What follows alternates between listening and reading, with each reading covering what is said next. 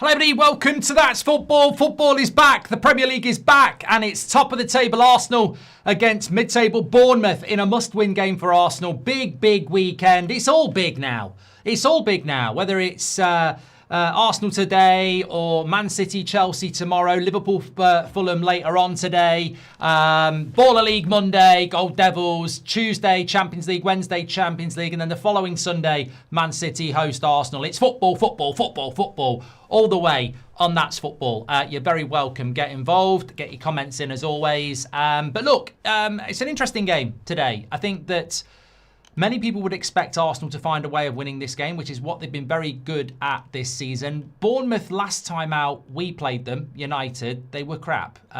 We really should have put them away, and I'm sort of confused even now why we didn't do that. But I think that Arsenal, I don't know with Arsenal. I think they have been wobbling a little bit. But look at the league table. That's the most important thing for Arsenal. Look at that league table. 9 points clear of Manchester City. Obviously, Man City have got a game in hand. And if Arsenal win today, they'll have 2 games in hand. And they've got to play them at the Etihad. So that gap could come down to 3. It's in Man City's hands to bring that gap down to 3. But points on the board at this stage of the season are so important. And remember, Man City will be doing the watch along tomorrow, have to go to Stamford Bridge. And then they've got to beat Arsenal at the Etihad next week. So sometimes when it's all stacked up, win your 2 games in hand, beat Arsenal, beat Chelsea, and you're in it. You're in with a chance. But those chances are somewhat,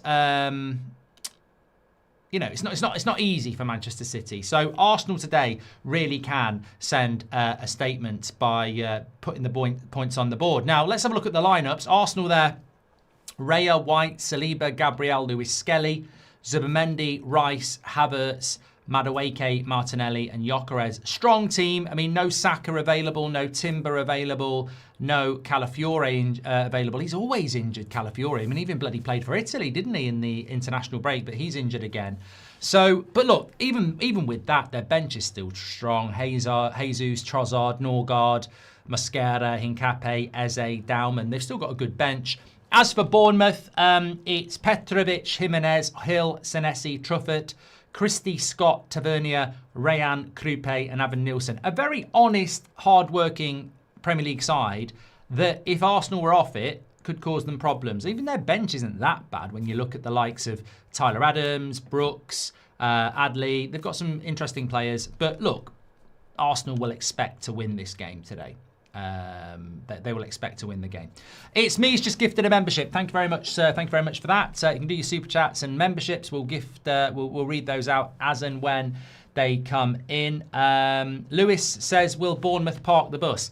They've conceded more goals than everybody apart from Burnley away from home this season, Bournemouth. So they're not a very good team on the road, Bournemouth. I can give you the definitive stats on that, but they don't travel well, which obviously could play into I mean, there's nothing Arsenal would like more than to put a few goals past them today and have a bit of confidence. But yeah, Bournemouth away from home, they're actually in 15th in the league. They've only won 3, drawn 7, lost 5, conceded 31 goals. So only Burnley have conceded more goals on the road than Bournemouth, like I say.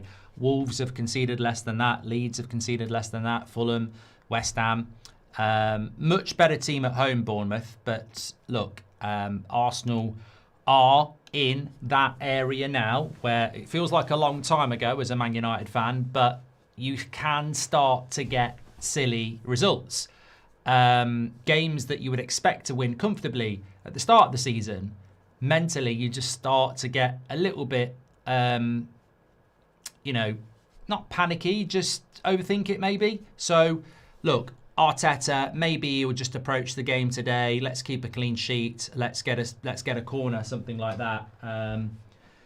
But yeah, I mean, I think Arsenal will find a way of winning this. I think Liverpool-Fulham later is going to be very interesting, by the way. Our next watch-along is at 5:30. And Liverpool, the way they're playing at the moment and the way Fulham are playing at the moment, I think that's going to be very interesting. But you never know. You never know. Can we have a result poll, says Harry? Yeah, as soon as I've started the clock, I will do that for you, yeah. What are you doing about Baller League on Monday? Because Man United are playing. So this is the only week where I won't be at Baller League because the Liverpool one on the Monday, the 27th with Brentford, we've sorted something out that I can be there and do the watch along. But for the Liverpool, for the London game on Friday, on Monday, it was always difficult. So I will be doing a live watch along at 5 o'clock because we're kicking off at 5. So Gold Devils are playing Ruckus at 5 o'clock. And then obviously United don't kick off till 8. So I'll be doing a live watch along of my game and I'll be basically in the crowd. I'll be talking to Bash, the coach, on the phone during the game. So it'll be an interesting watch along that on Monday night. But we're up and running here. Let's have a poll here. Start a poll. Results. Hope you're all doing well anyway. It just feels great to have Premier League football back. Very, very excited by it. But yeah, I think the saving grace for Arsenal here is that I don't think Bournemouth are very good. Having said that, respect to Bournemouth, I don't think they've lost a game in a very long time. I don't know how big their run is now, but I think it's like, I don't think they've lost a game in like 7. They've drawn their last 5. They're unbeaten. They've got the longest unbeaten run in the Premier League, I think, at the moment with Arsenal. So that's what's up against it here. But I didn't think Bournemouth were very good against us. Yeah, I didn't think Bournemouth were very good against us. A couple of weeks ago. Michael Oliver is the referee.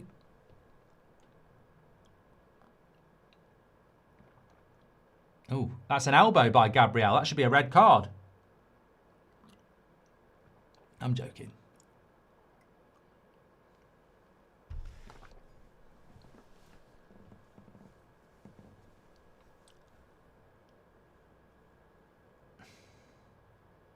J3T says, don't underestimate Bournemouth, Mark. They have the longest unbeaten streak in Europe.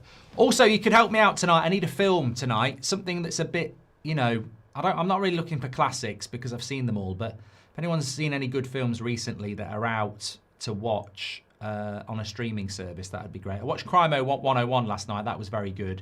Peaky Blinders I watched a couple of weeks ago. I didn't like that. But Bournemouth normally make it a good game. They won't sit back and park the bus. And I think that makes it very good for us, the viewer.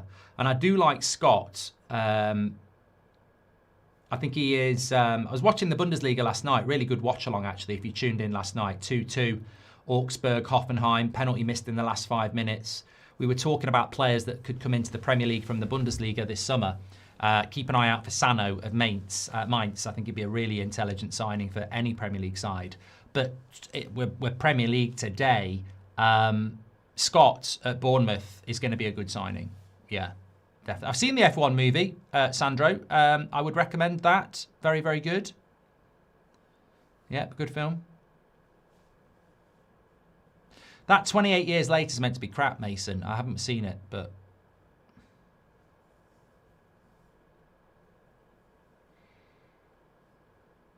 Nobody 2. I might watch that because I liked the first one.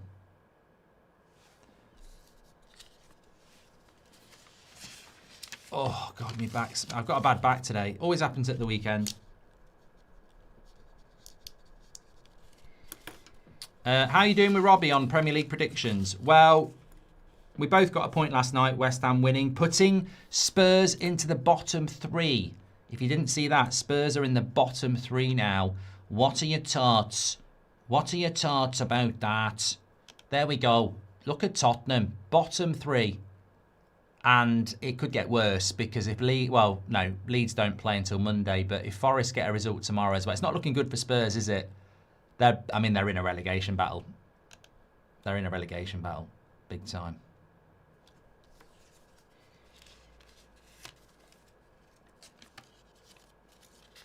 But Robbie's gone with an Arsenal win. I've gone with an Arsenal win. Yeah.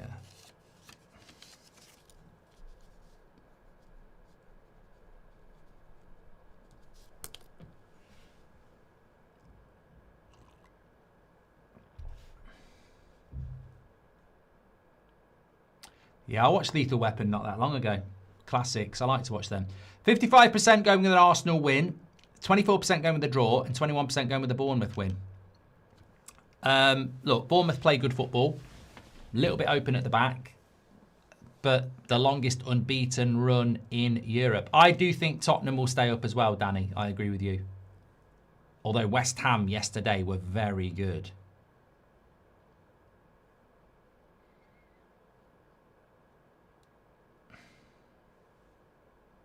F1 movie is crap if you like F1, Mark, says Anas. Yeah, I mean, you can't make an F1 movie that's interesting if you follow the rules. It's like any sports movie. You've got to make it interesting, haven't you?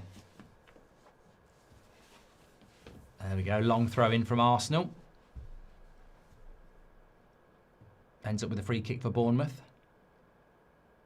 Rush was a good Formula 1 film. Yeah.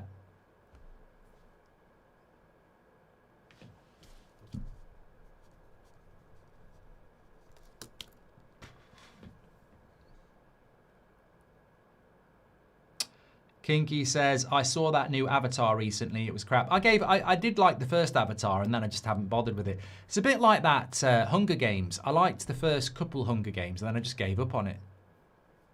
It's weird, isn't it, how I didn't really have a reason to do it. I just couldn't be arsed anymore.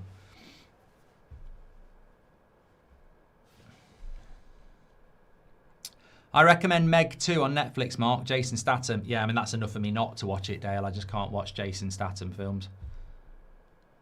Moneyball is a brilliant sports film, yes. Niall, very, very good.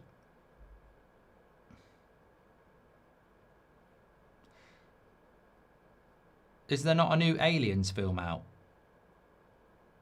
I don't know whether it was a new... Was there a new Aliens film out? I don't know. I feel like I watched it.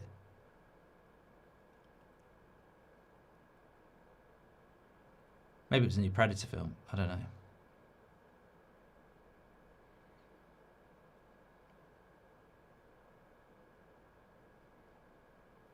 Robbo96 says 28 years later and The Bone Temple are great. Just not what some people want from those movies. Brooding drama with deep themes rather than the generic zombie action, but very rewarding. Are they two separate films then, Robbo? Yeah. Andrew says, Mark, you really are a closet Arsenal fan. When Southampton beat them, you said Arsenal don't have the squad to fight on all fronts, yet you say best squad depth in Europe where they spent big. So which is it? Mate, Andrew, thank you very much for your super chat. You're obviously one of those people that just cannot deal with nuance. You're not in the minority. It's red or green with people like you. It's hate or love. There's nothing in between. Arsenal have assembled an amazing squad, but even they are running out of steam because it's relentless. I mean, look at Newcastle. Just can't deal with Champions League and the demands of domestic football. Arsenal have done better, but they are starting to run out now. And look at how many injuries Arsenal have had across the season as well. I mean, they are starting to run out of steam, definitely. But they have definitely built a very big squad. And if they hadn't bought those squad players like Mascara and Hincapié, Zubamendi, etc. in the summer. I mean, Zubamendi's not a squad player, is he? But you know what I mean. They wouldn't be anywhere near the title.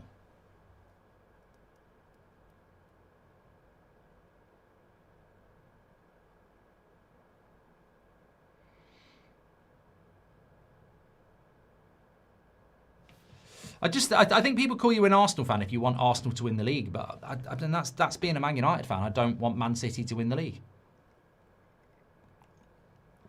I don't massively want Arsenal to win it, but if you have a choice between Man City and Arsenal, as a Man United fan, I can't understand why you'd want Arsenal not to win it. Devon Derby today just kicked off. Come on, you Greens, Green Army. Tom Cleverley, ole, ole, says Daniel Sturtridge. Who's in the Devon Derby then? I'm going to guess it's Plymouth against Exeter. I haven't watched Saipan yet, no. I think it's free at some point on Amazon Prime, and I will watch it.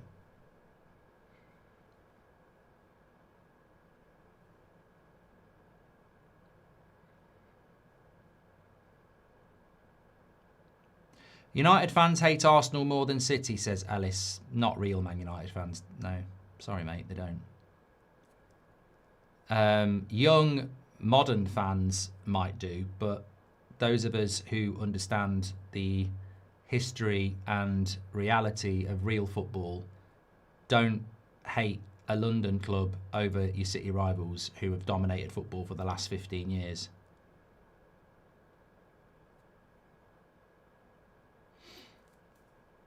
Do you see Chelsea getting Champions League football, says Codes? I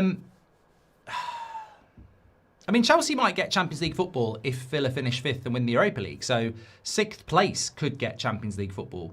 But I don't think Chelsea are going to get top 5 unless they really turn up in their next 3 games. I mean, I think they've got to take 6 from 9. And they've got Man City, Man United, and then Brighton away. So if Chelsea can take 6 points from 9 in their next 3 games, I think they've got a chance. But I don't think they will. I think Man City will beat them. I think we'll get at least a draw. I think Brighton will beat them as well.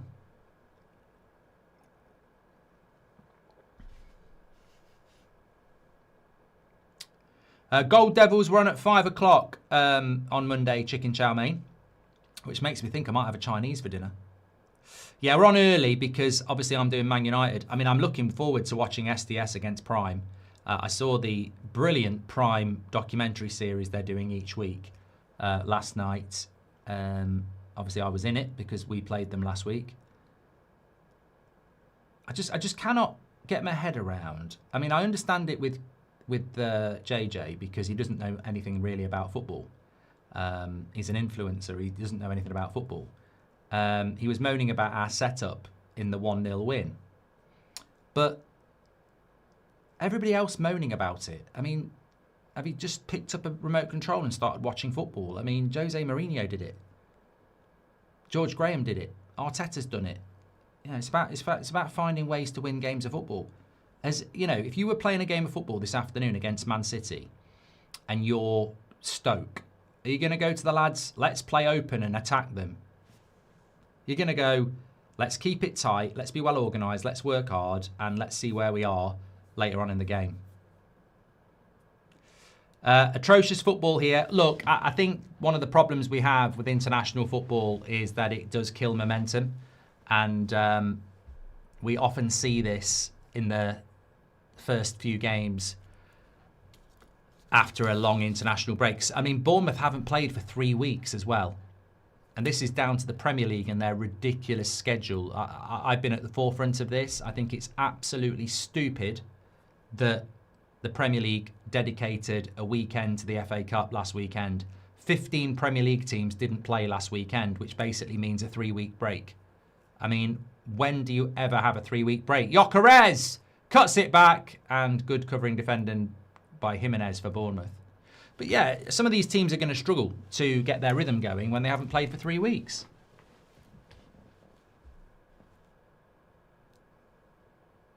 Amas says, honestly, the ref in the Premier League has to be changed. All this silly fouls is one of the things slowing down the game.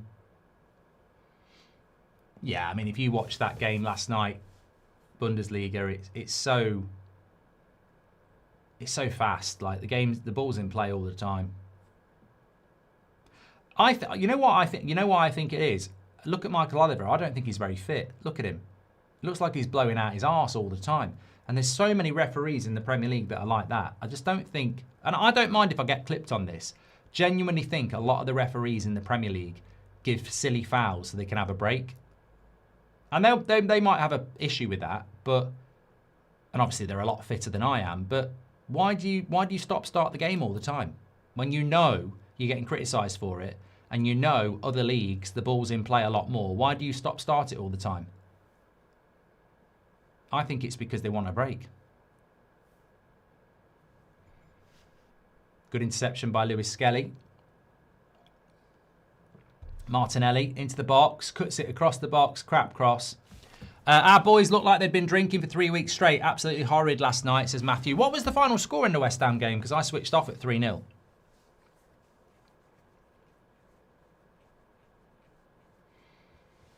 Vanham says, do you still think Tottenham will survive? I'm starting to see West Ham really well. I think the result for West Ham last night was perfect. I mean, I expected them to win, but to win it so comfortably, I think it really does stand them in good stead. 4-0 at the end. Madueke gets the cross in. There's not enough. This is the trouble with Arsenal sometimes. They don't get enough bodies in the box. unless it's a corner. Good play, that. That's it. At least the refs let the play on here. Bournemouth on the attack. Needs some support. Goes into the box. Lovely play. Gabriel's too strong.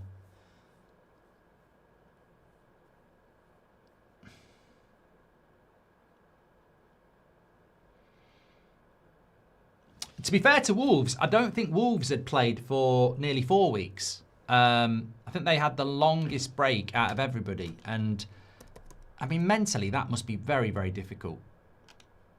I'm sure Wolves had the longest break between their 2 games.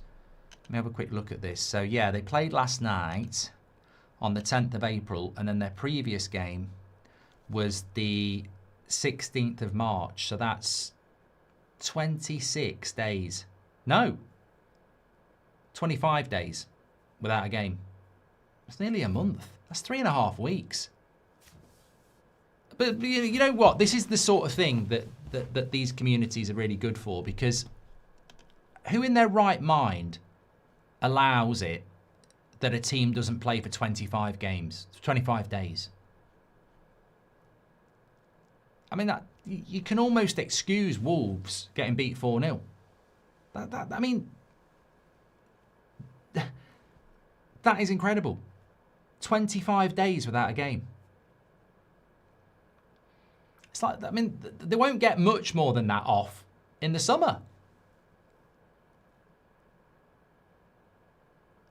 But that's the Premier League's fault and their scheduling. They should never have allowed the weekend after the international break to be exclusively the FA Cup. Good build-up play here by Bournemouth. It's a nice little ball. Truffaut's got time. Crosses it in. Goal! Back post! 1-0! Krupe! Krupe! I said Krupe! And it's 1-0 to Bournemouth. Come on! Let's go! Lovely play by Bournemouth, funnily enough. But I think that you've got to question... yeah, you've got to question that. You really have. It's poor by Ben White, who I think is shite anyway. But look at this run by Truffaut. What a player. And what a pass. Oh, it's so good. Look, Ben White's not got a clue. Madueke's not tracked him. So nice little cross. Oh, he gets a little bit lucky with the cross, to be fair. But it's bad defending. I mean, I don't think Timber really falls for that, if I'm being completely honest. But, I mean, this is great for the game. Brilliant for the game. The last thing we want to do is see Arsenal just grinding out a corner win. And Krupe with the goal. But it's all about that pass. It's all about the pass. Whoever plays that pass, and I feel like, I don't think it, maybe I'm wrong, maybe it was Scott, but it was a lovely ball. I don't think it was, though. It was the number 10, wasn't it? It was Christie, and it was a great pass. I told you Arsenal were wobbling a little bit.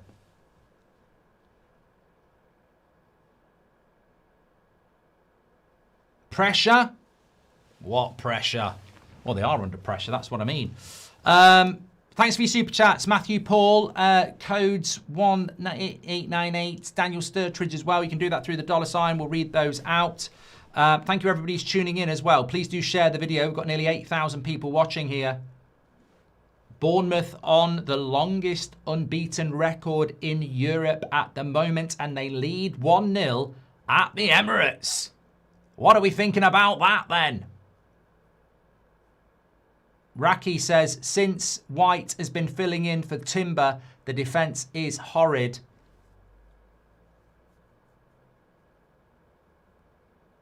Arsenal have had a lot of injuries this season. I don't know how it measures up to everybody else, but they have.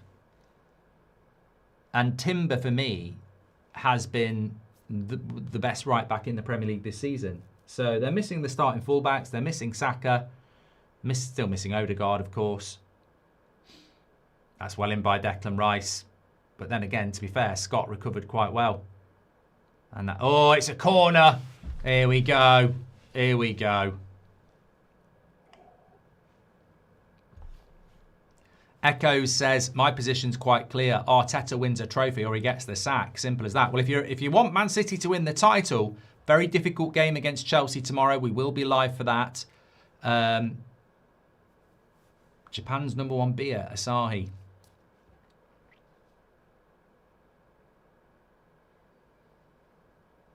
Look, you know what? In relation to injuries, I don't think it's an excuse. I genuinely don't think it's an excuse. Goal. Oh, what? It was a corner for Arsenal. It's a wonderful cross by Rice.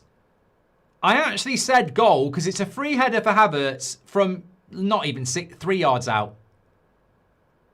And he's headed it over the bar. I literally said goal because I thought it was a goal and he's headed it over. Should have been a goal. Should have been a goal. Glad it's not a goal because it would have been set piece. But Bournemouth just need to calm down a little bit here.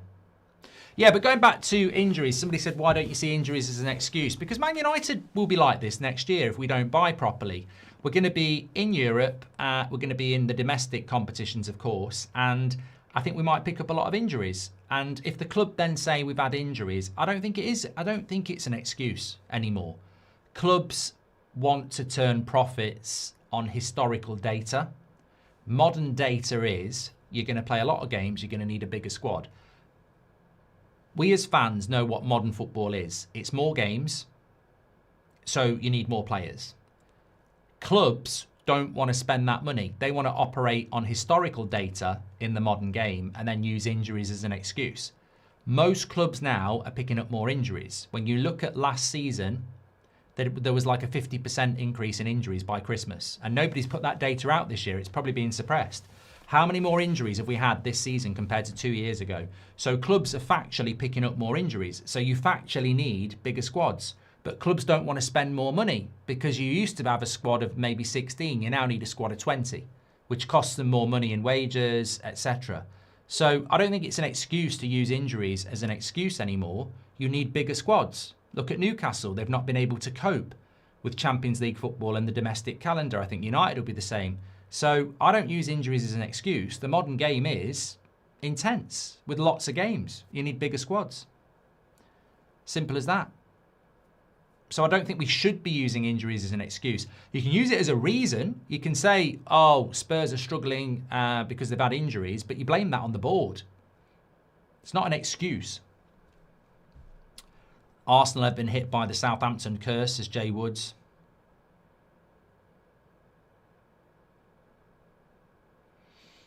James says, weren't you saying Arsenal had the best squad depth in the summer? Yeah, James, you're the second person to pose this question. And I don't really think you're thinking. What do you mean? Arsenal have got great squad depth. Doesn't mean it's enough. They have got great squad depth. They should win the league. They probably will win the league. But they're still going to get injuries, aren't they? They're still going to go, you know, where's Saka? Where's Odegaard? Where's Timber? Where's Calafiori? Like, you're still going to pick up injuries. But look at their bench. They've still got a good squad. I'm not saying injuries are an excuse. I'm just saying everybody picks up injuries now. So everybody has got to buy players. Like, look at Liverpool's bench. It's shit. That's not an excuse. They should know that they need more players, but do the club want to spend it? I think it's a mentality thing from... What I'm trying to say is, I think Arsenal have been quite clever. They would never have won the league if they hadn't bought the players that they've got, and they haven't won the league yet, I know, but they're in a title race. Look at Man City in January, buying people like Semenyo and Guehi. This is what you've got to do in the modern game. Are Liverpool reluctant to buy 3 or 4 more players on top of what they've got to give them the squad? I think Liverpool and Newcastle haven't built squads big enough, to be honest with you. That's what I'm saying. Senesi with a foul on Gyökeres there. Bit soft for me, that. Bit soft.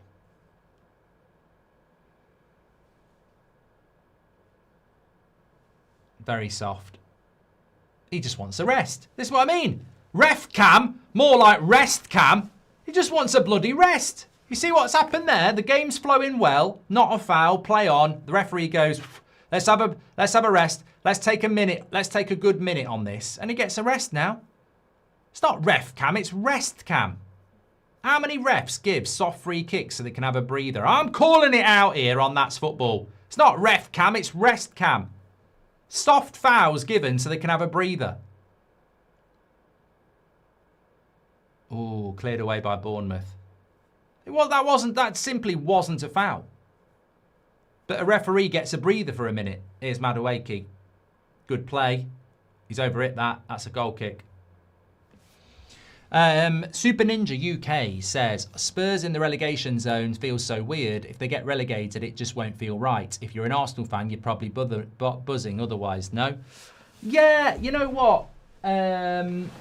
I've got a bit of a take on this.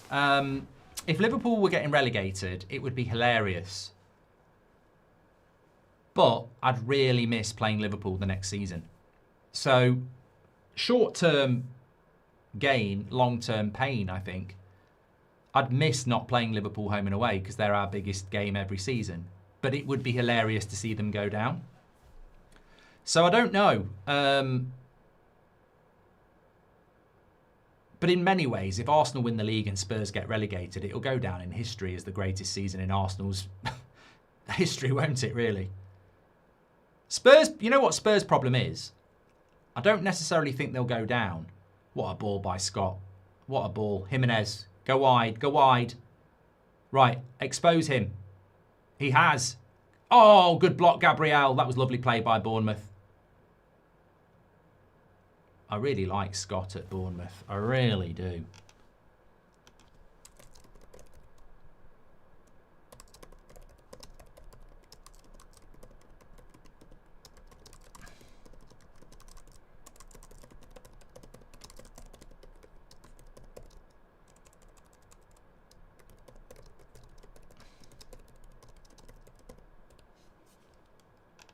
Oh.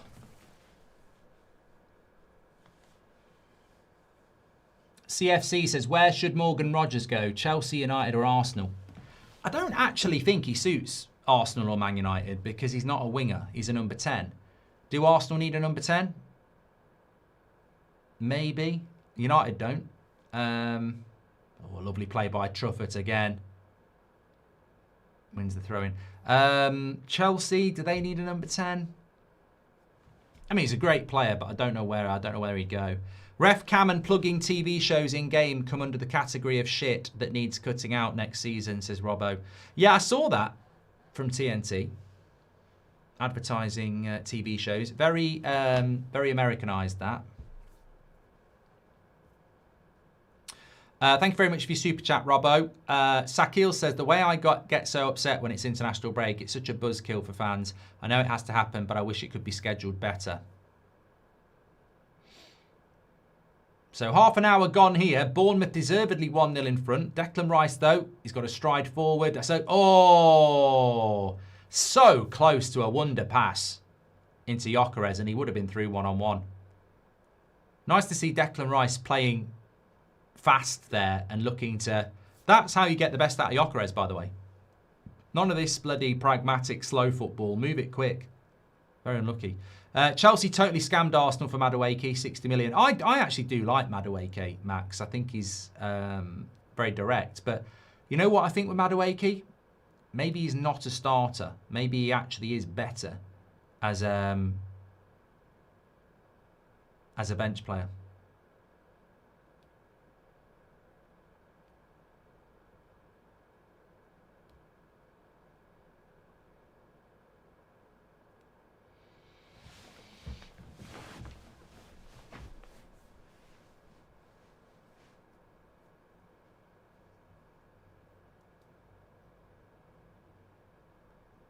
Eze on the bench, of course.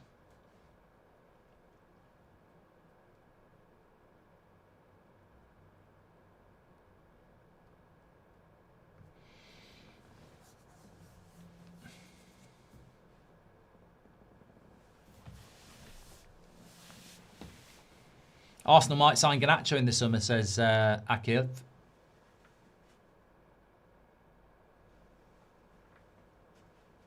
A lot of people talking about bottles in the chat. Yeah, you might be jinxing this. A bit too early, I think. Rayan's brilliant as well, says Kenzie. Yeah, I think Bournemouth have. Brighton have always had obviously huge credit for this, but Bournemouth as well. I mean, you look at the players that have left Bournemouth, and they're still a very good side. Hilson was there last season. Kirkes was there last season. Semenyo was obviously there. That's not a free kick either.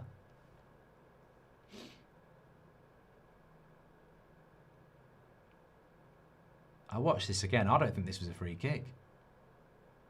We got the ball.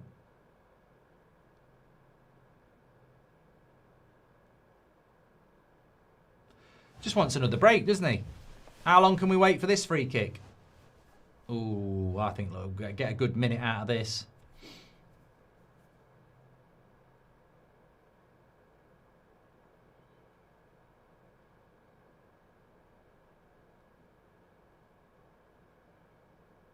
Here we go. Rest cam's back again, look. It's a good free kick. Oh, no, it's not. It's over here. Just want to say, love the content, Mark. Thank you, says Gaming Unicorn. Thank you very much, pal. Thanks for tuning in. Get your questions in, by the way.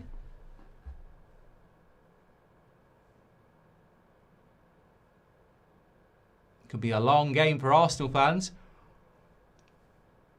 We have a big gap in the title, but that will turn itself around very quickly if Man City win their game in hand tomorrow and then beat Arsenal. They'd be level.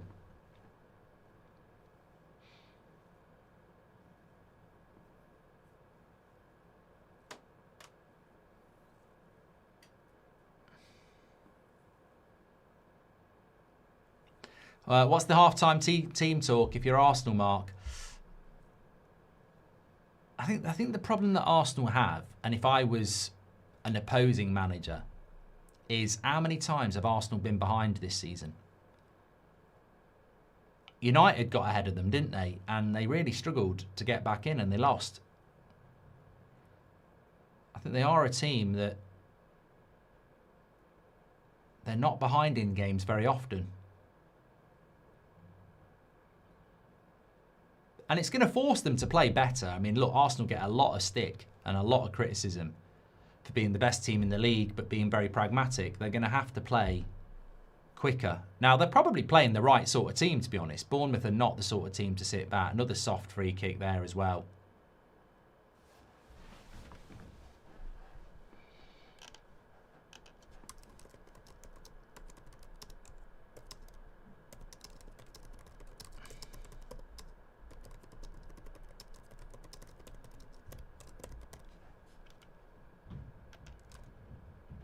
Shit officiating as per usual. Never, ever let the game flow in the Premier League, do they?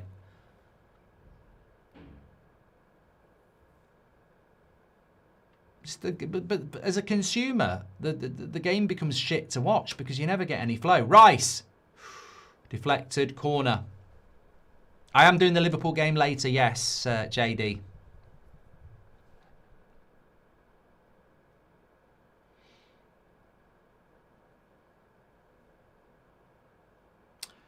Gibbs says, who's your top five, Mark? Top five what? Top five in the Premier League: Arsenal, City, United, Villa, Liverpool. Which is what it is at the moment, isn't it? Bottom three, I don't know. I always felt it would be West Ham, Wolves and Burnley.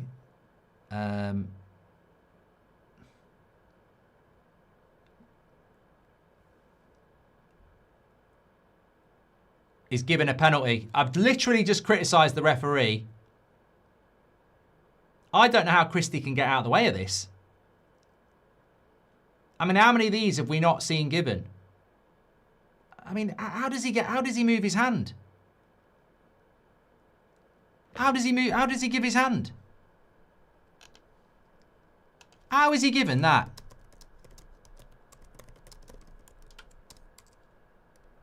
How does he move his hand? And so many of those have not been given.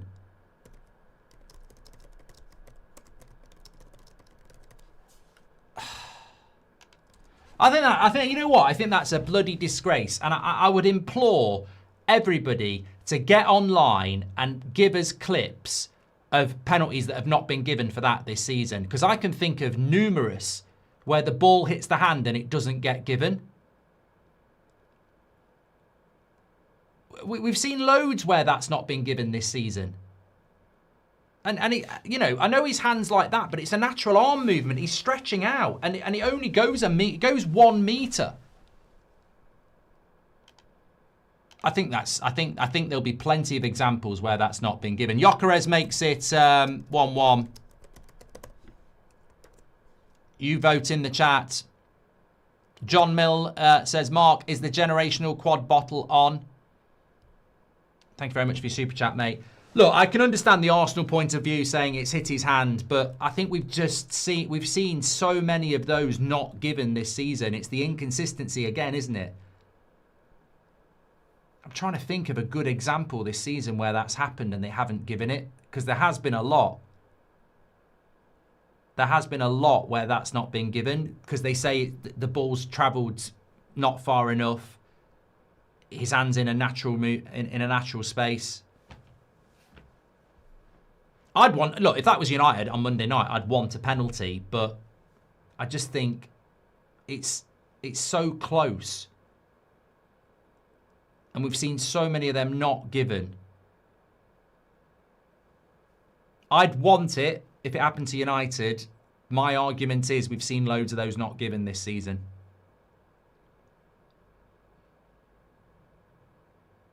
It's the inconsistency. Arsenal fans will be moaning, but I tell you now, you're going to go online later and somebody's going to clip up about 5 or 6 penalties that haven't been given because it was in those circumstances. And it's that inconsistency that pisses everybody off. But this referee's been shit. He's been shit. He's given so many soft free kicks. He's now given a soft penalty, in my opinion. Welcome back to the Premier League. Shit officiating as usual. 67% saying it wasn't a penalty, 33% saying it is. If anybody in the chat can give us some examples of games where where that's not been given, because I'm trying to think off the top of my head. I'm not talking about soft penalties. I'm talking about where the ball has hit the hand from a close range and it's not been given.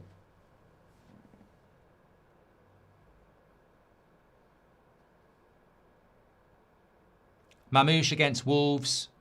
Gabriel against Newcastle. Brighton, Chelsea. Close proximity.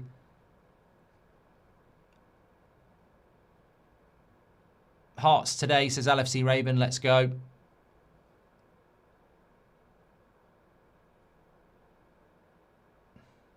Leeds versus Liverpool. Evans official says in no way is that a soft penalty. Those should all be penalties. He says he can think of numerous times this has happened, then ask the chat to help him get out. Yeah, mate, come on. Grow up. Literally grow up. Like, how am I supposed to get in my head my massive list of handballs that weren't given in the Premier League this season? Of course they're not going to come to mind. That's why I'm asking the chat. But I know for a fact there's been multiple penalties that haven't been given this season for close proximity handballs. Just because I don't have them in my encyclopedia, I know they've happened. And there's plenty of examples in the live chat, mate. Black and Yellow says, put your agenda aside, that was a penalty. Oh, but 10 minutes ago I was a fucking Arsenal fan, mate. So you shove your agenda up your arse as well. There's no way that's a penalty. No way. In the way that the referees officiate this Premier League season, that's a dodgy penalty. Of course, it's a handball, but we're talking about consistency of decisions this season. They rarely get given, and nobody can argue with that. Of course it's a bloody handball. I can see it at his hand.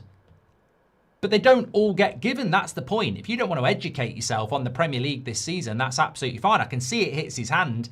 Yeah, I agree. Every single one of those should be penalties, but they haven't been given this season. So we're talking about the inconsistency, and this is where fans of football get really frustrated because we know it's a bloody handball. Hits him on the bloody hand. But most of the time, they don't give it. That's the conversation we're having. Everybody can see it hits his bloody hand, but they don't normally get given. That's what we're saying. They don't normally give those as a handball. Glad to see Spurs where they belong, says McAndy. Apparently somebody said it came off his foot and hit his hand, which makes it even worse. Evans official says, don't call it a soft penalty then, it should be given. Of course I'll call it a bloody soft penalty when most of the time they don't get given. Of course it's soft.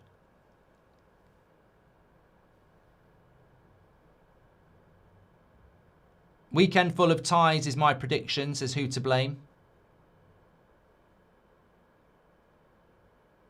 The referee has been a massive Arsenal referee today as well. He's given them a lot. Evan Nilsson gets the shot off straight at the keeper. Great goal for Arsenal, though, the timing of it, when they're not playing particularly well.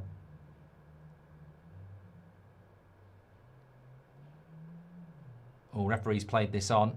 Scott, cross, goal kick. Anyway, 66% say it wasn't a penalty, 34% say it was. Get your comments in. Thanks everybody who's tuning in, by the way. My back is absolutely killing me today.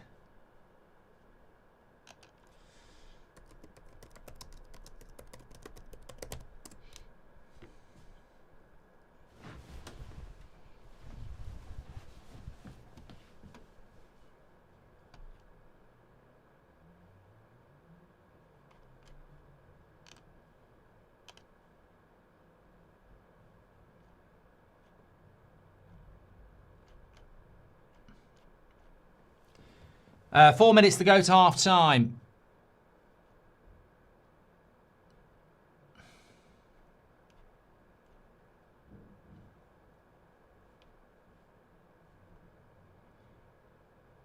Arsenal fans won't care. They just need to get over the line, yeah.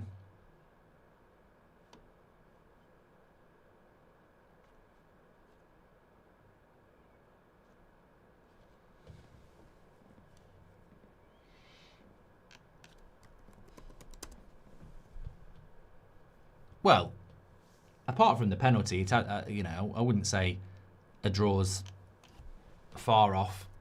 It's probably the right scoreline, to be fair. Please do subscribe to the channel, by the way. We're very close to 467,000. We're only about 9 subscribers away from that. So please do subscribe. Bottom right-hand corner. Weekend full. I've done that one. Thank you very much.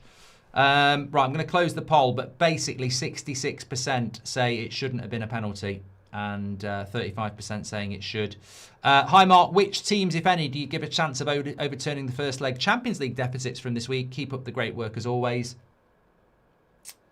I mean, I'd never write Real Madrid off, even though they're 2-1 down in Munich. Liverpool shouldn't go through and are very lucky to only be 2-0 down anyway. It should have been 4. But it's Anfield, so you never know. So I wouldn't write Liverpool and Madrid out completely. Sporting won't get back. And I don't think Barcelona will get back as well. 2-0 to Atletico Madrid. So I'd say Real Madrid or Liverpool if anyone's going to come back. But realistically, none of them should.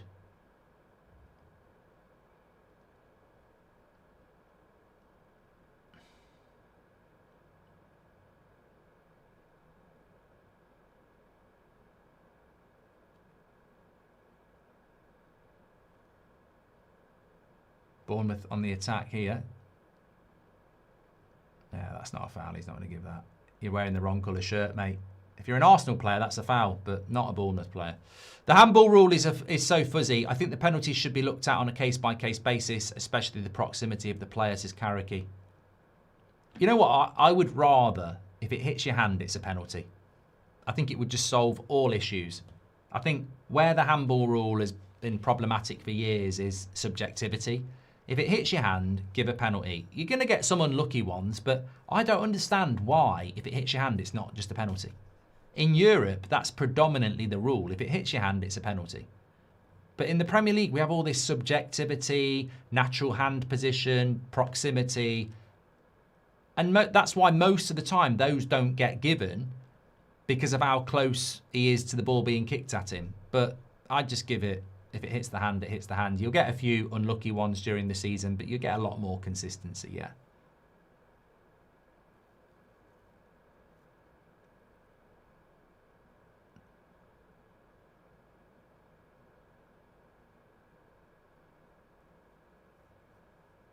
Anyone who despises Arsenal like this comment, says Liam.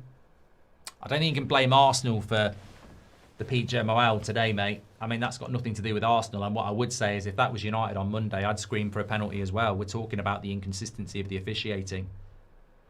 That's a good free kick by Bournemouth. Oh, I tell you what. It was close. It was a good cross here by Scott. A little touch on that and that's going in. 2 minutes of added time.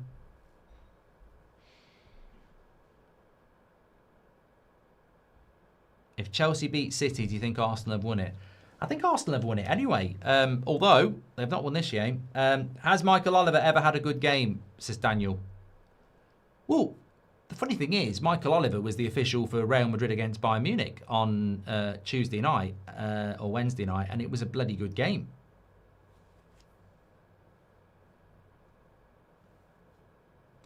So why that game flowed when he was in charge is, I think, because the players get the ball and play.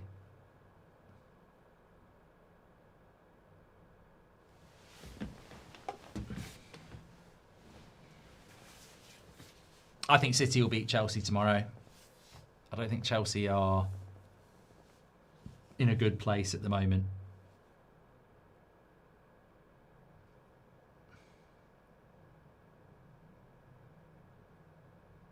See, why has he not given a foul to Bournemouth there?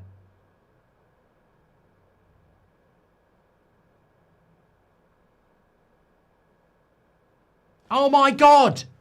How was he given a free kick on Madueke there and then he didn't give the one to the Bournemouth player, which was worse? It's shocking. I can't speak about this. I mean, that is not even a foul on Madueke, but right before that, there's a worse one on a Bournemouth player and he doesn't give it. Fucking hell. I mean, this is abysmal. And Arsenal have been given so many of those in the first half. Just fall over under no contact, he'll give you a free kick. But Bournemouth, you almost have to get a leg breaker to get a free kick. What's Michael Oliver got against Bournemouth? I mean, is there an angle here? Is it like Newcastle could finish above them?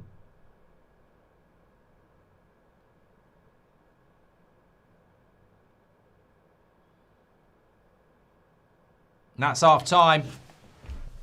Arteta must need a wee because he's legged it. 1-1 at half time. Hello from Australia, Mark, says Miller. Thank you very much. And Code says it should be unless the hands are by side, then it's a penalty. Thank you very much for that as well. Appreciate your comments. And also, Sack says, are the refs told to officiate differently in the Champions League compared to the Premier League? I mean, there might be something in that. Yeah, there might be. But it's 1-1 at half time. Let's stop the clock. I mean, ultimately, I wouldn't say the scoreline is unfair. I think Arsenal have attacked maybe as much as Bournemouth. I think the penalty is obviously controversial, but on the balance of it, 50-50 possession, 4 shots to 3, 2 shots on target to 1. Passing accuracy is pretty much the same. Bournemouth have had more of the ball. I mean, this is fair play to Bournemouth. They've come to the Emirates, and fair play to Iriola. They haven't come to park the bus. They've come to play football, and we've had quite an interesting game. So I think it's in no way, shape, or form a poor performance from Bournemouth. I think they've done very, very well.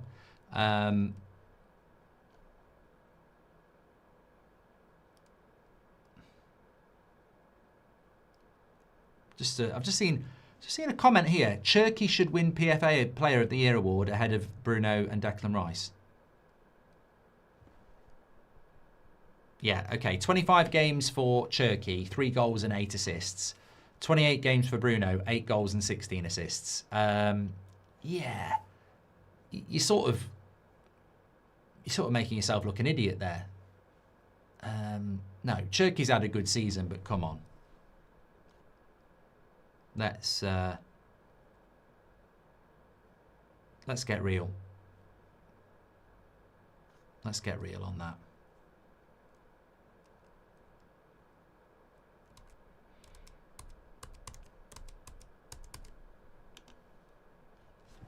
Matthew Larney, thanks for your super chat. He says, crap Premier League, but title, Champions League and relegation still open. But I think, I don't know whether you're trying to say, well, if we've got a Premier League race, a Champions League race and a relegation race, the Premier League can't be crap. Think of it like this, mate. If you've got 20 pieces of shit and they all stink of shit and they're in a title race and a Champions League race and a relegation race, it's still shit. So you can still have a title race with shit football. You can still have a relegation race with shit football because everyone's playing shit. So there's no just because you've got a title race and a relegation race and a Champions League race doesn't mean the football will automatically be good. It's just the Premier League is shit this season. Like, everybody is playing corners, everybody is playing long throw-ins, everybody is slowing the game down. So the fact that we've got a title race and a Champions League race and a relegation race is interesting. But it doesn't mean the football is interesting, does it? Most of the football we've watched in the Premier League this season has been really, really poor. As a Chesterfield fan, the refs in the Premier League are terrible. As a Chesterfield fan, says Spire, thanks for your super chat. He says, the referees in the EFL are terrible too. Just stop and start crap. Wish we could be more like the Bundesliga, fast-flowing football. Hopefully the Premier League will take some notice of it because they could easily improve the flow of the game. Mercer with the super chat as well says, front three said the Serie A doesn't trust young players and that's the league's problem and the future of Italy. Thoughts, says Mercer. I mean, I don't actually pay a massive amount of attention to Italian football and their issues, but you could say the same about Irish football as well. When I was in my teens, you had Italy in the 94 World Cup, the 1990 World Cup, the 2002 World Cup.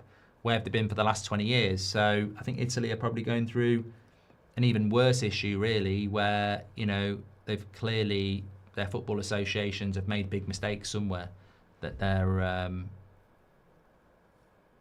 you know, they're not doing well. We're waiting to see this penalty incident again, and we will discuss it. My issue with the penalty for Arsenal is, and I want to be very, very clear here, if Man United play Leeds, which they will on Monday, and a Man United player, say Ahmad, hits the ball against Ampadu in the box and it hits his hand, I am screaming for a penalty. So I've got absolutely no issue with Arsenal fans wanting a penalty. Absolutely none. Fair play, you're right. What most of us are saying is, take it away from Arsenal, because we'd all scream for a penalty if it was our team. How many times has that not been given this season, where the ball hits somebody's hand from a metre away? A lot. Most of the time, that doesn't get given. That's what we're saying. We know it hits his hand. And we know if it's our team, we want a penalty. But most of the time, it doesn't get given. So why is he giving it today? Why is it that PGMOL are so inconsistent with handballs, red card tackles? And that's what we're moaning about. Is that we know that that rarely gets given. So why today have they given it? And it's the same with red card tackles. It happens all the time. Why are the PGMOL so inconsistent? And if you're a Bournemouth fan, you're going to be moaning because you're going to go, I can give numerous examples of where that's not been given. As a Fulham fan, do you think we can get a result against Liverpool, says CF26? Hope you and the chat are good. You know what? I did go with a Liverpool win in Premier League predictions, but I did also say I'm winning in Premier League predictions at the moment, so I don't need to take any risks. If I needed to take risks, I probably would have said Fulham get a result today. I think Liverpool, if you look at the history of football, that game in between two massive Champions League ties, when you're not in a good place, and Liverpool mentally are not in a good place, I think Fulham might have a chance. The only reason Fulham might not have a chance is they haven't played football in... When did Fulham last play? I mean, that might be... and again, that comes down to the Premier League. Fulham haven't played a competitive game of football since the 21st of March. So that's nearly 3 weeks. So that might go in Liverpool's favour, I suppose. But I think they've got a good chance. Please do subscribe to the channel, by the way. Bottom right-hand corner. We're about to see this penalty incident again. They're just showing the Bournemouth goal, which was very good. I guarantee they won't be saying on the telly that the PGMOL have got it wrong. The emails have probably already gone out saying, please don't throw us under the bus. Please don't throw us under the bus. They've also got Martin Keown on the punditry, who is completely and utterly up the arse of Arsenal as an ex-player. Here it is. No, it's never a penalty. He's stretching back. He's sticking his foot out to make the tackle. He's literally stretching like that. It's a natural body movement. Where's the ball going? Was the ball going? They won't even show it. Where was the ball going? Was the ball going in? Or was it going wide? It's a good penalty by Gyökeres, but it's so close to him. I just don't see how you can give that. Why is his arm up in the air, says BB? Because you've never played football before, have you? He's stretching. Nobody stretches with their hands by the side. He's stretching like that. He's literally stretching to get the ball. You go like that. If the shot's on target, it adds a little bit of context, but I still don't think it's a penalty for me. I don't think it's a penalty. I think it's too close to him. And as we said, we've already ran a poll.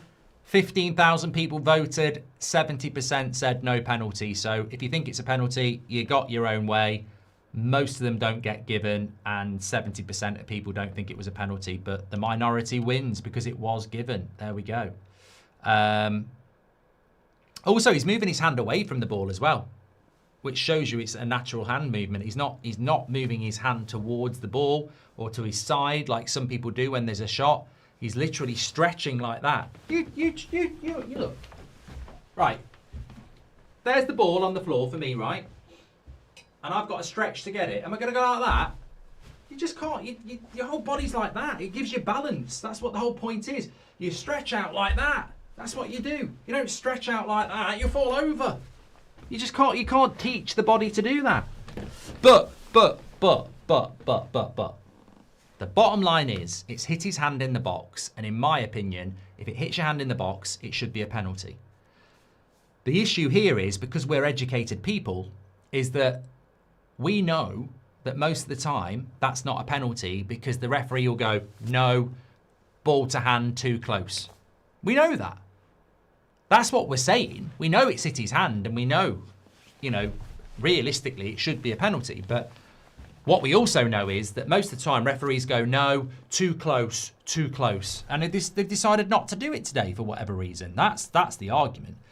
The ball isn't on target according to the commentary either, says Karaki. Well, shouldn't be a penalty then.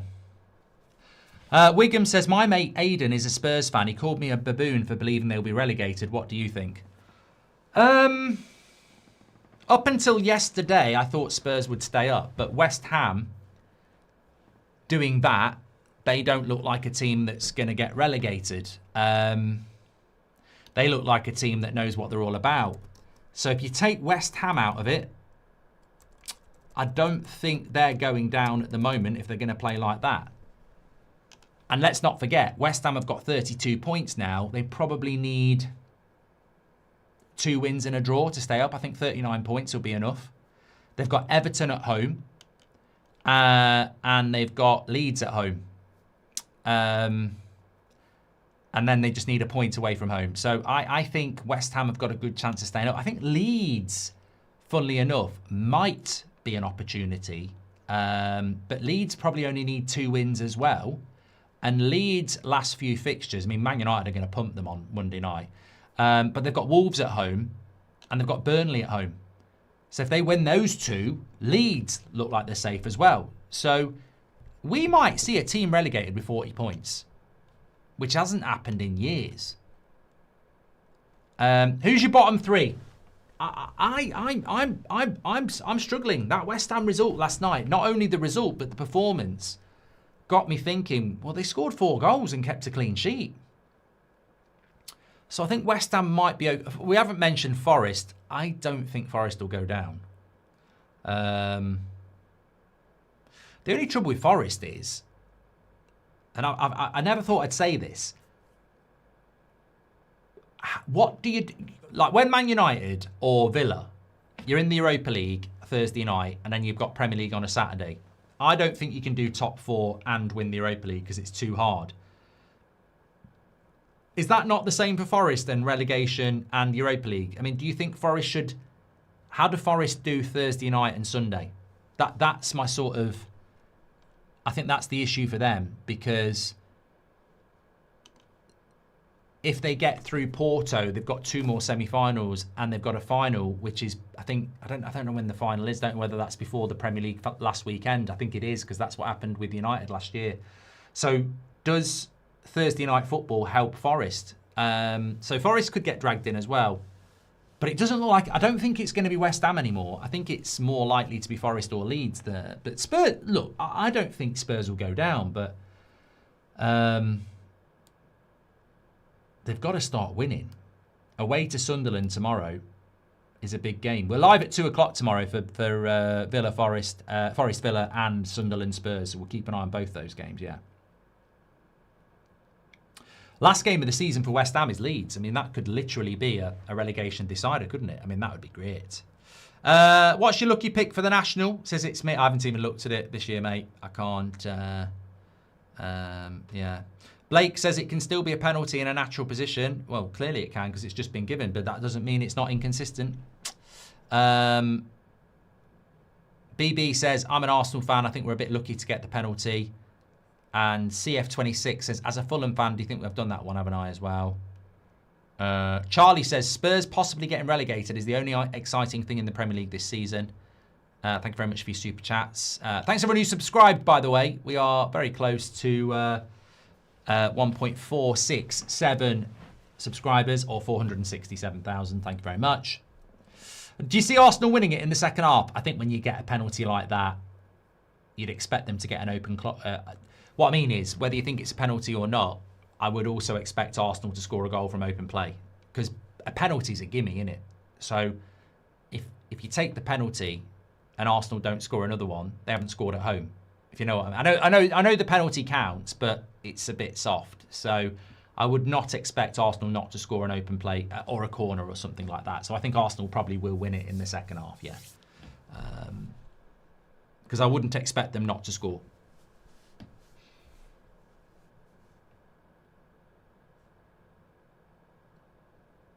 But Bournemouth have played well. They've played quite open. Next goal is very important. I think if Arsenal can score the first goal, they know how to close a lead out, don't they? But if Bournemouth score first again, I can't see it being 1-1, basically.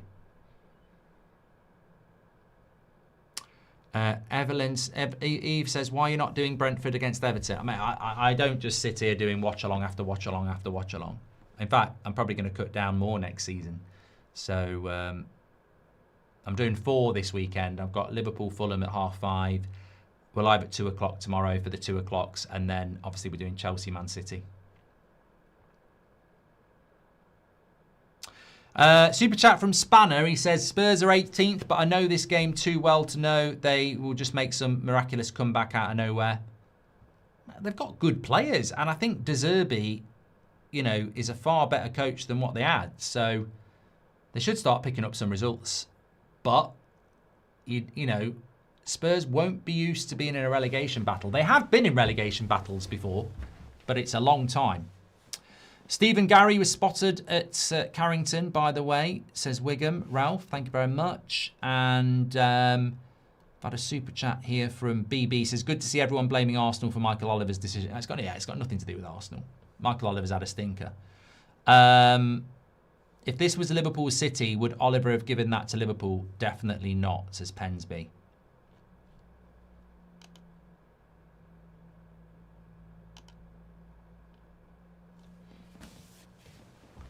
So, second half up and running. Arsenal, a draw isn't terrible for Arsenal. But, well, it is, actually. I don't think a draw is great for Arsenal. Because, you know, they need to be winning games like this. I mean, Arsenal's running.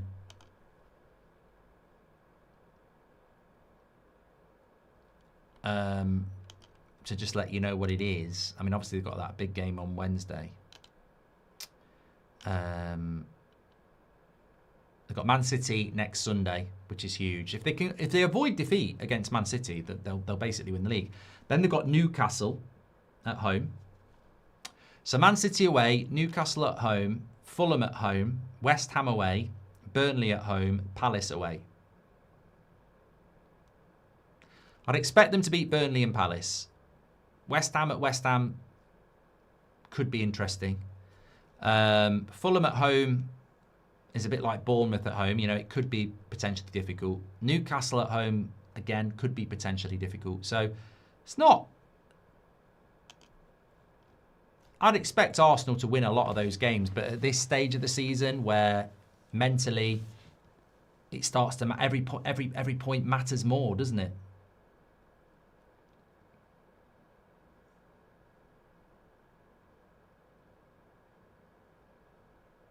Also, I think you know, sometimes when your fixtures come out and you've got like Man United against Chelsea first week of May, and you think, oh, that'll be a good game, and then you get to May and you've both already qualified for Europe and you've got cup games. It's suddenly not a big game. So I think you can get games this time of the season that aren't what you think. Like you might get a team that's mid-table on the beach.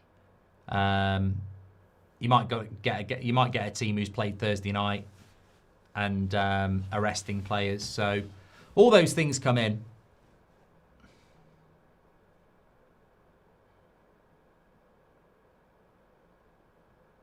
What do you think about Havertz? I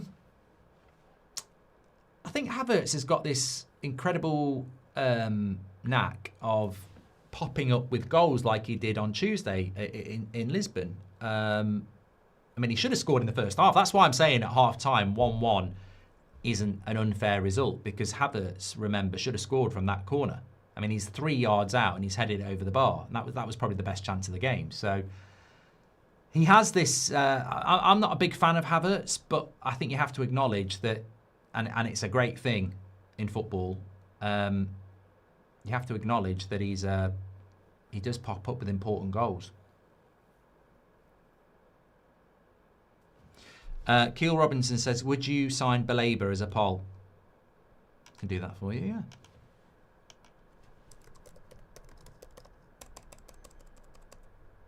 We're not putting a price on it. Would you sign Baleba? Yes or no?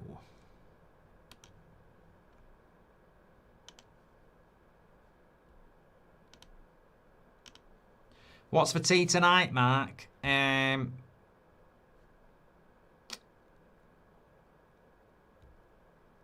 I've got steak tonight. Coventry 0-0 with Sheffield Wednesday is quite surprising, because Sheffield Wednesday have been crap this season.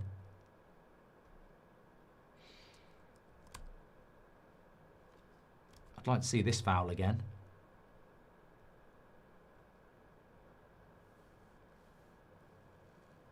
Nah, wasn't that bad.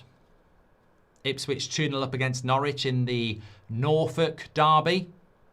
Never been to Norwich, never been to Ipswich. It's awkward where I live to go there. It takes about 3 hours, and I'm just not willing to drive 3 hours to go to Norwich. I'll go to London, but I'm not driving 3 hours to go to Norwich. The East Anglian derby, yes, that's the one, Welsh. Again, a good start by Bournemouth. It's a lovely ball. And Raya takes it. I mean, Arsenal sort of counter-attacking at home here, aren't they?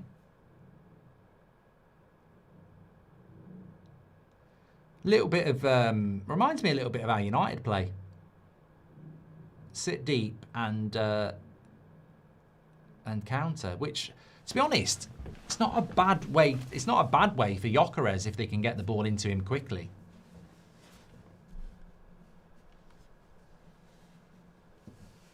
Yeah, we are live for Liverpool-Fulham at 5:30. It'll be interesting to see how Liverpool react to that, considering they've got a game on Tuesday as well.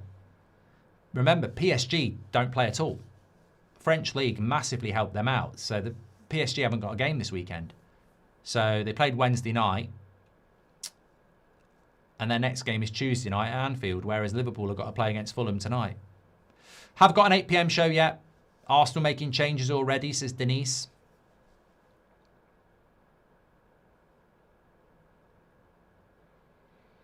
Will you be at Baller League on Monday? I'm not physically there, but I am doing a live stream on my channel, which is going to be very stressful watching my own team. I've got my phone into the coach as well. So it'd be interesting watch along that will be, because I'm coaching. I haven't got a match ban, although I'm sure KSI would like to give me one for beating Prime. I haven't got a match ban. I've just got to do Man United, so I couldn't go down to London. So I'm coaching from the phone. Well, manager from the phone. We've got a coach. But ultimately, the live chat could have a big part to say. You might be saying, get such and such off and get somebody else on. Another corner for Arsenal. They'll definitely go ahead from a corner at some point. Who's the most famous person in your contacts, says Charlie? If I told you, then I might disclose something that I shouldn't be disclosing at the moment. It was quite funny, though, because there was a post on Instagram about our game against Ruckus on Monday, and Ruckus' coach is Idris Elba. And I said, oh, finally I'm playing against the manager I respect. And somebody replied, probably doesn't even know who you are. And then Idris Elba says, yeah, looking forward to seeing you on Monday, Mark. I always think that's always funny when someone sits somebody down without even having to try.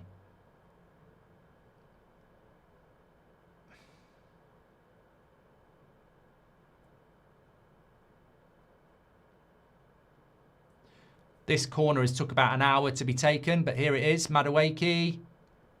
And it was nearly a goal for Arsenal. He's given a goal kick. Wow. Definitely thought he'd give a corner there. AFC Iron says, bring Dowman on because Madueke is a disgrace. Well, he is coming on. And Eze's coming on. And Trossard's coming on. So Madueke is definitely coming off.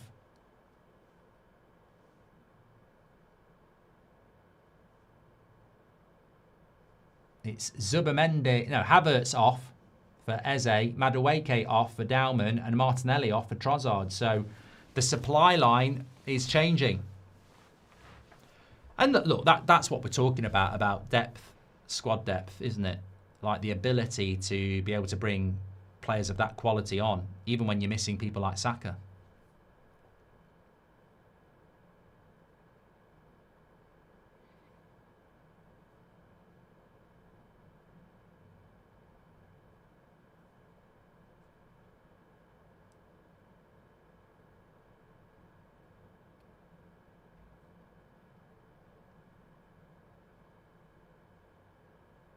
How good do you think Dowman is? I haven't really... I mean, obviously, I think he's a good player.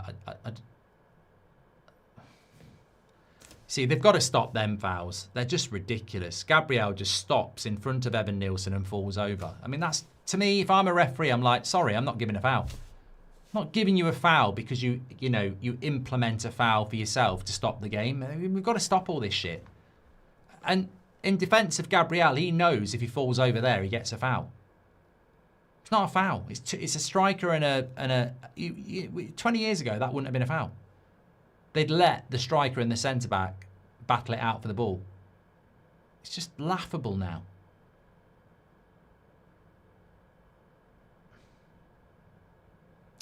Lackey says, are you going to park the bus against Ruckus? I'm not going to give my tactics away.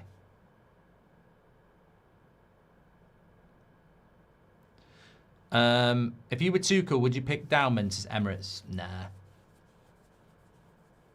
No. I'm trying to win the World Cup, not develop young players.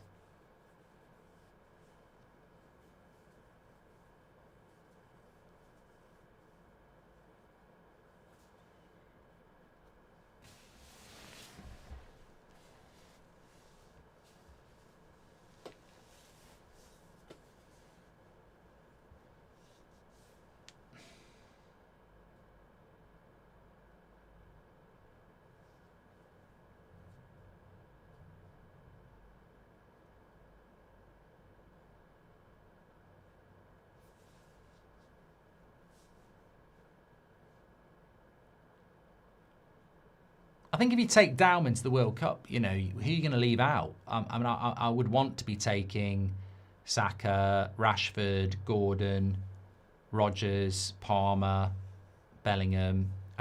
If there's a spare spot, you could do it, but...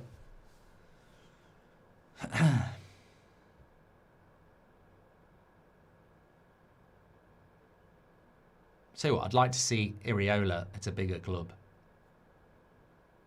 I don't know. I don't think I want him at United, but I do think he deserves a. He deserves it because the it's such a difficult job, you know, to deal with the constant turnover of players. Hamza is having toilet issues because he ate spicy yesterday. We'll leave it at that.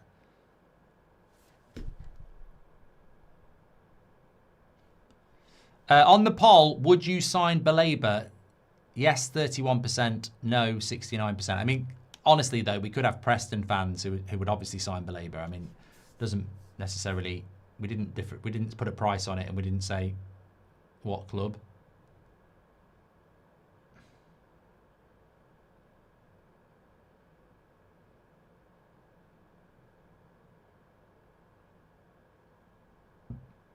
All the talk for Dowman, but no, Rio for Liverpool has played and done more. Why no talk about him? It blows my mind, says Mike. I mean, look, I think they're both very talented players. I wouldn't be taking either to the World Cup. As I said, I want to go and win the World Cup. It's not my job to develop players for the future. I want the finished article. Bournemouth going to do a long throw. And Arsenal will clear it. You know, for all these long throws, they don't actually lead to goals very often, do they?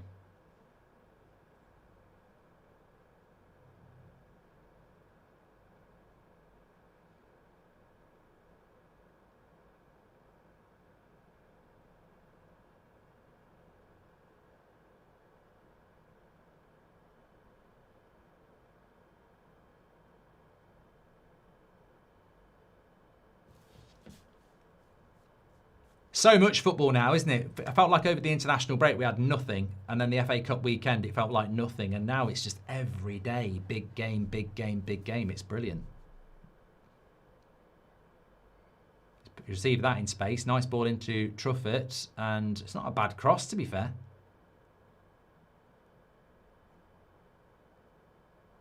Simon says you always pick on Preston. I'm not picking on Preston. It's actually quite a nice place. It's just Preston always comes to mind when I think of a team that's not going to play in the Premier League.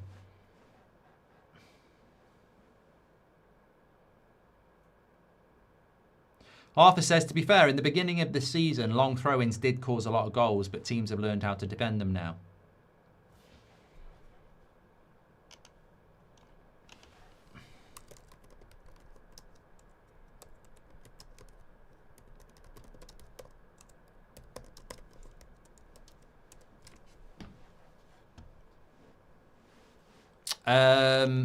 Yeah, I mean, Arsenal are basically playing counter-attacking football here. Bournemouth have had 53% possession.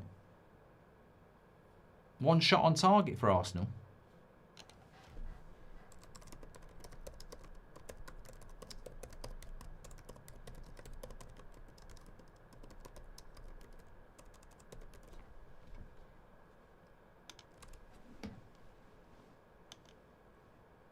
Credit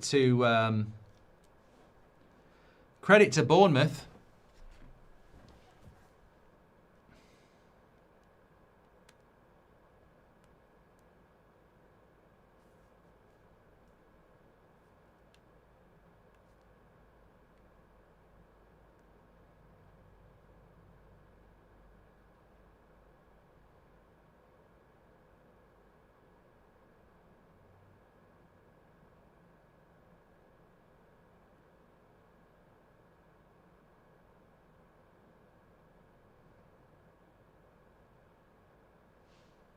And they're on the break here. Evan Nilsson. He ain't going to give a foul for that, is he? Unfortunately.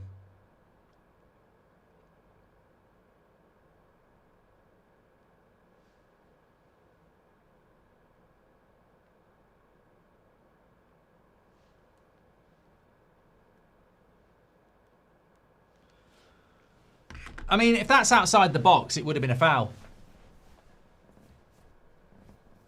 It's soft, but no more. Now you want more soft foul. No, what I'm saying is, if that was an Arsenal player, I think he would have given that, because he's been giving those fouls all day. Marks, is fireworks wicked, says Numpty. I don't know the context. I wouldn't have given a penalty for that. But what I'm saying is, if that had been outside the box and it was an Arsenal player, he definitely would have given it. You know, Arsenal fans, you know he would have given that to you if it was outside the box. 100% he would have given it. Trossard doesn't even get the ball. He's pushing him from behind. He would 100% have given that as a foul outside the box if it was on Arsenal.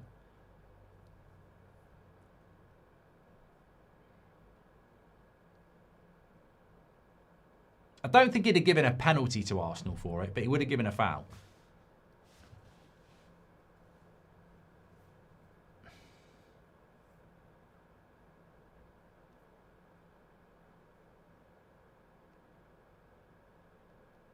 Bournemouth have been the better side here. I think they deserve... You know what? They deserve something, Bournemouth, at the moment. Unless Arsenal really turn it on in the last half an hour. They deserve something, Bournemouth. And this is what I'm at. This is what I'm on. This is what I'm talking about.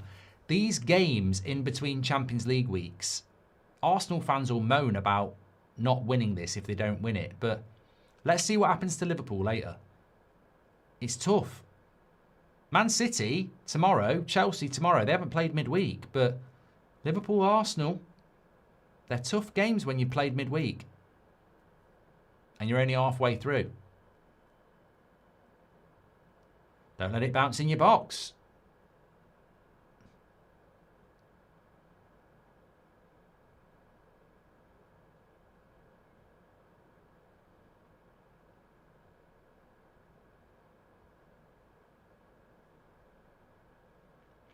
Sam Haynes says, what's your thoughts on only 3 p.m.s today? 2 o'clock on a Sunday's become better than 3 p.m.s on a Saturday, hasn't it? They're all on telly. And they're better games. 3 p.m. on a Saturday is dead when it's a European week. What's the most impressive part of Bournemouth's game to you, says Sully? I think it's the way that they trust each other, which allows them to make the pitch bigger. They don't really play very compact football. They trust each other in one-on-ones, and they allow each other to move further away from each other, which opens up the game. Opens up the pitch.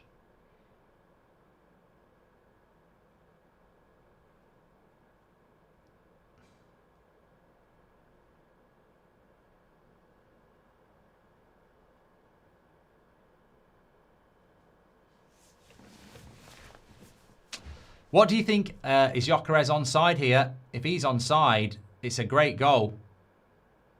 I think he's off. Yeah, he's off.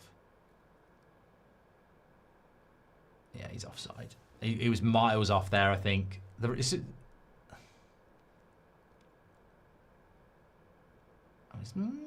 not. He is off, but he's not miles off.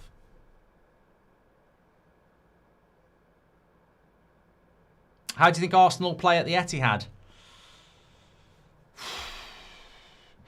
I don't know, because it didn't work. He parked the bus at Wembley, didn't he? It didn't work. I mean,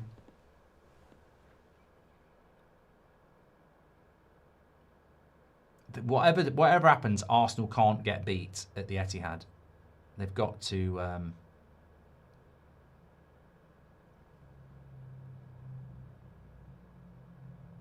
They've got to go and get not beat.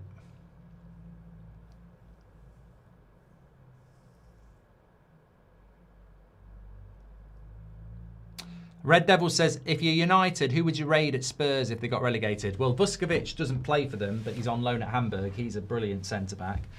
Bergvall, I do like. I actually think Pedro Porro is better than what we've got at right-back, although long-term, I'm not sure he's a solution. So probably those two, really. Christie shoots over the bar.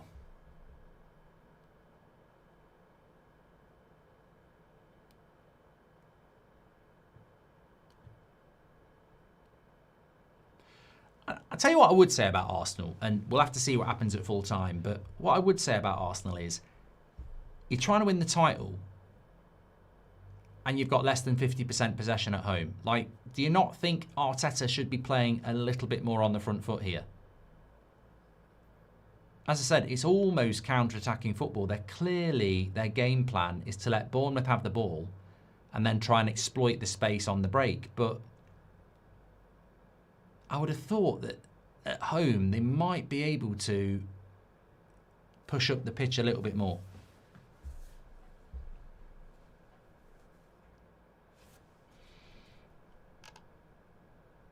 Thanks everyone who's tuning in, by the way. Please do subscribe. Bottom right hand corner.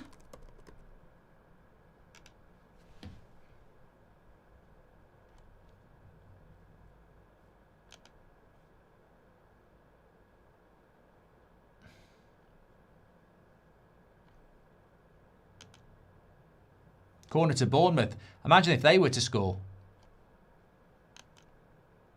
Well, see, Arsenal just boot the ball clear there. They could have been in.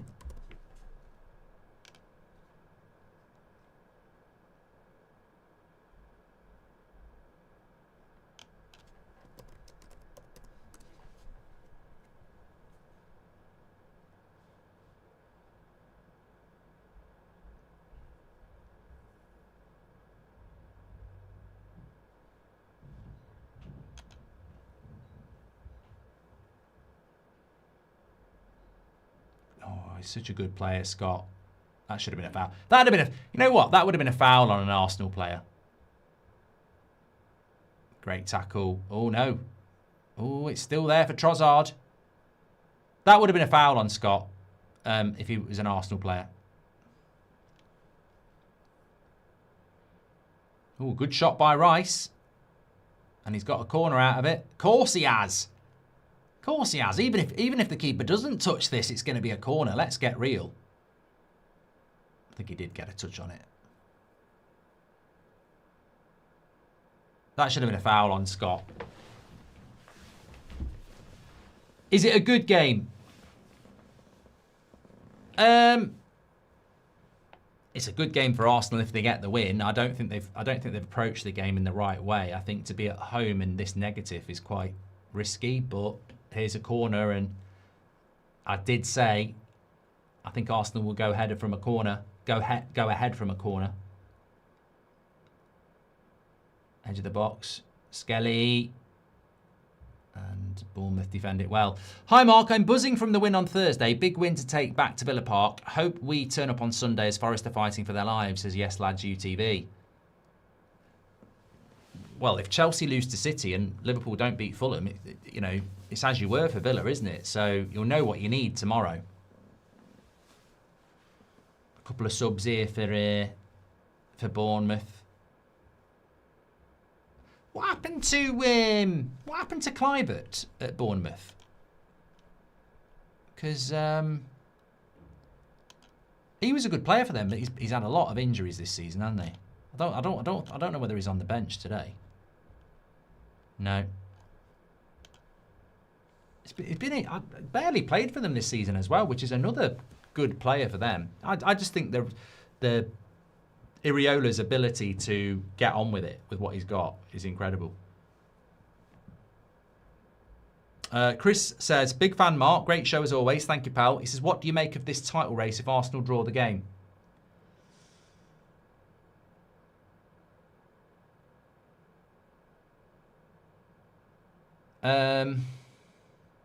I'm trying to figure it out. So Arsenal would be on 71.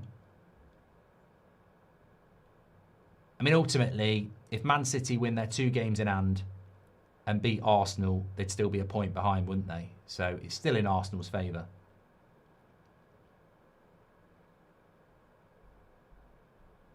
See, the referee there gives a foul and then says, no, actually, you can play on. He may as well run around with a bloody Arsenal shirt on, Michael Oliver.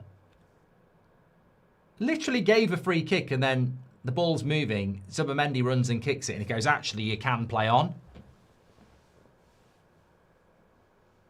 I mean, when you play advantage, that's not how advantage works. Dowman. Oh, he should have cut that back.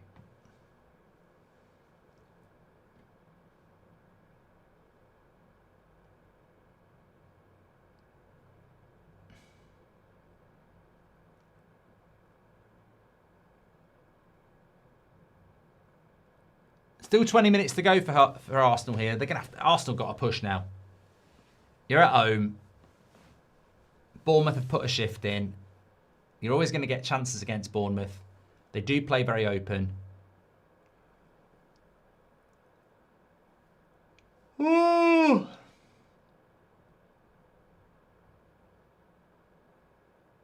Oh, it's a lovely ball into Truffert. Can he deliver? Oh, great, great. Lay off! Shoot! Good, what a block there. Trossard. Scott shoots over the bar.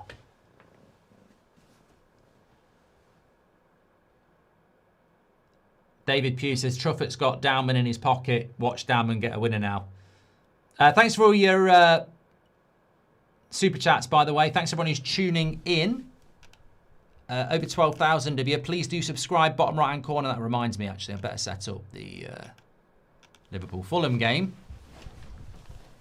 It's been a good game, this. I mean, look, normally Arsenal at the Emirates against the mid-table club in the Premier League is boring because they sit back and it's all about set pieces and Arsenal win 1-0. Bournemouth, to their credit, a little bit like Fulham and Brighton, they actually do try and play football. Like Fulham will give Liverpool a good game later.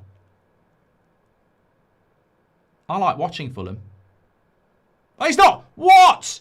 Michael Oliver's just not given a free kick to Arsenal, and I actually thought it was. He must be getting confused.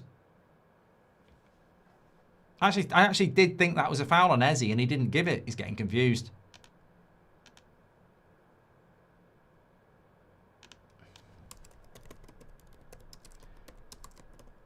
Mascara's coming on here, so that might be...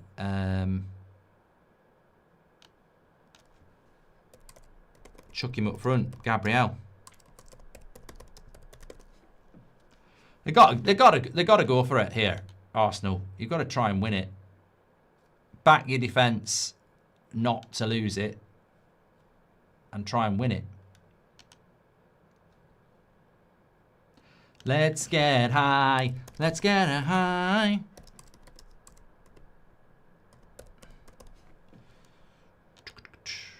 Right, is that set up? Yes. We'll be live. There. He's in! Scott!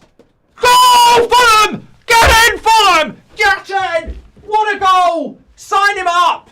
What a goal! Oh, yes! Get in! Lovely goal by Bournemouth! By Bournemouth! What a goal, Bournemouth! 2-1. Oh, he's been the best player on the pitch. He has been the best player on the pitch. Great Scott! Oh, deserved. Deserved. Absolutely deserved. Scott been brilliant as well. This guy should be in the England team, by the way. Why? And even as a Mainu fan, why Tuchel is not putting him in the England squad, I don't know. He's got such a... The way he glides on the ball and hits the ball as well. Oh, brilliant. That's football's back. Lovely goal. And Arsenal have only got themselves to blame. They've only got themselves to blame. They have. They've only got themselves to blame. They've played counter-attacking football at home. But Bournemouth have had more of the ball. Arteta is bottling this league with defensive tactics. What was he trying to do today? If they didn't get that penalty, they haven't scored a goal, by the way, as well. What are they doing? This is shocking from Arsenal. It really is. I believe United needs more La Liga flair, says Juan. Jesus is on.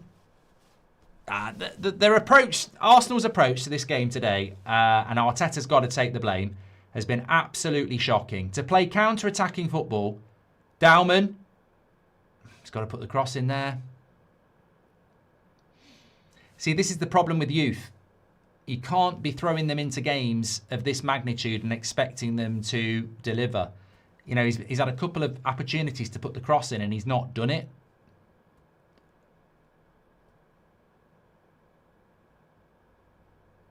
I thought you were an Arsenal fan, Mark. I'm a football fan. I want Arsenal to win the league, but I also want to see a title race. But more importantly, Bournemouth have played really well. It's not my responsibility. I want Arsenal to win the league, but I'm not sat here going, come on, Arsenal. I'm like, Bournemouth have played really well. They played really, really well. And they deserve to be happy. They deserve to be, you know, this is a win for football if Bournemouth win. They've played good football. I will always back good football, and they've played really, really well. Michael says Wilcox is the Otto Hightower of Man United. Mohammed says get in Fulham. Yeah, sorry, apologies. I did say get in Fulham. Yes, Fulham, says Liam. Could this be the great bottle of 26, says Justin. Great football from Bournemouth, a joy to watch, says Mal. But that's exactly my point. They've played so well, Fulham. And I like Truffert. I like Scott. They've got some good attackers as well. Jesus. Look, Arsenal got to score. They've got 13 minutes to equalise. They've got to attack. The ref can't believe it. Yeah, what price another penalty for Arsenal, eh? He can't believe it. He's just airing his armpits. I can't believe it. I can't believe it. He might not talk like that. Why did I say Fulham? Oh, it was because I was setting up Liverpool against Fulham. I was setting up the stream for Liverpool-Fulham, and I think I was actually typing it at the time, so there we go. Make sure you subscribe to the channel, by the way. We have got Liverpool-Fulham later. I actually think Fulham might beat Liverpool as well. It could be a good day all round. Obviously for United. Can we still win the league? Who's he booking now? Oh, Bournemouth player by any chance? You noticed how he's booked 2 Bournemouth players since the goal as well? It's not lost on me, Michael. It's not lost on me. Since Bournemouth went 2-1 up, he's booked 2 Fulham players. So, Scott scored in the 74th minute, and he's booked Truffert. Oh! Jokeres! Yeah, we'd had no bookings at all, and since the Arsenal goal, he's booked 2 Bournemouth players in 3 minutes. Just saying. Just saying. I said Fulham again, sorry. I've got Fulham on the brain. Corner to Arsenal. This is a great game. Loving it. Fulham. Sorry, Arsenal. I'm doing it on purpose now. But the break is on. Good defending by Jokeres. Oh, he's given a foul. I do not think that was... He's booking him as a... I actually don't think that was a foul. He's getting... Michael Oliver's getting confused. How is that even a foul, let alone a yellow card? He's just... It's a shoulder barge. It's not even a bloody foul. How many times Arsenal going to bottle the league, says Kevin? Look... Arsenal fans, seriously, if you lose this and Manchester City beat you next week and win their 2 games in hand, you're level on points. You're level on points. And I don't know what your goal difference is like.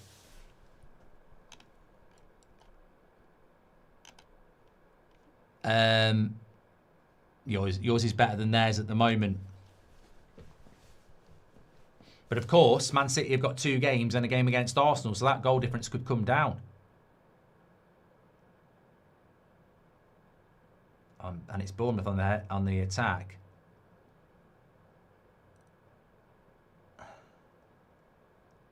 Yeah, Dowman's really struggled against... Do you think that was a naivety substitution by Arteta?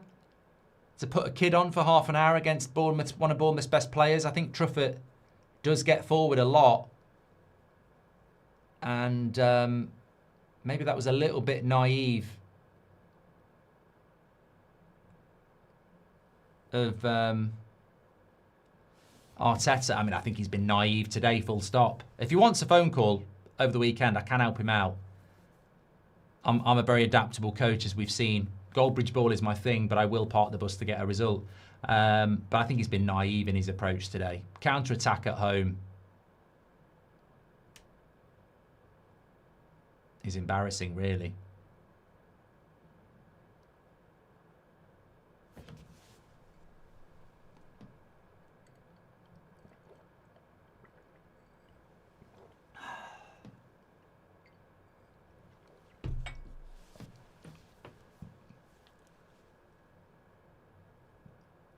They're loving it.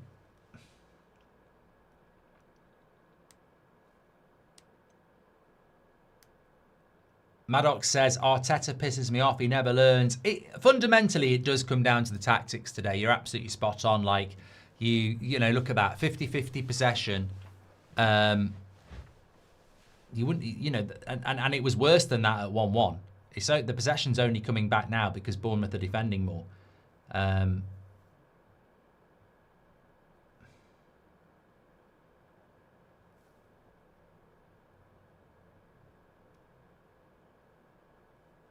Quadruple is on, says higher. Osman says, remember when you used to pronounce Gyökeres? Gyökeres. Biggest upset, Arsenal bottle the league or Spurs go down, says Werder. I think if Spurs go down, as I've said before, that would be the biggest relegation in Premier League history.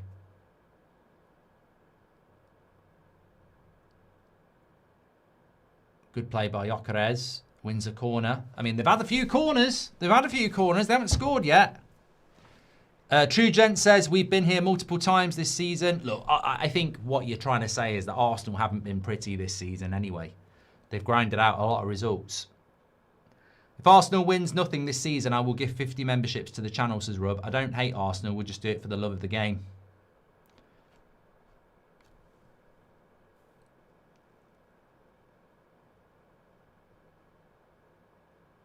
Or Havertz should have scored from a corner in the first half. It's from the same side. It's not very good. Let's go for another corner.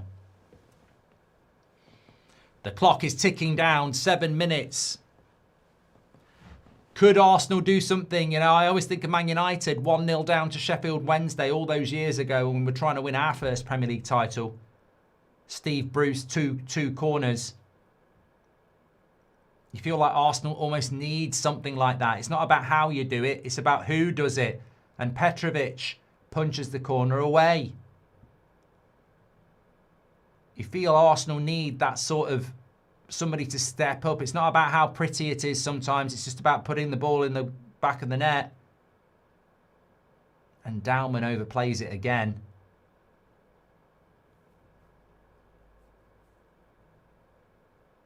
Andron says they might actually bottle it all, Mark. Do you think Areola would suit United, says Jack? I think he's a good coach. I just don't know whether I'd do it. Take him to United. Foot Sandwich says Petrovic is a lot better than Chelsea give him credit for. Yeah, it was a brilliant finish by Scott there because he sort of did him with the eyes. He was going to go as if he was going that way and he went the other way.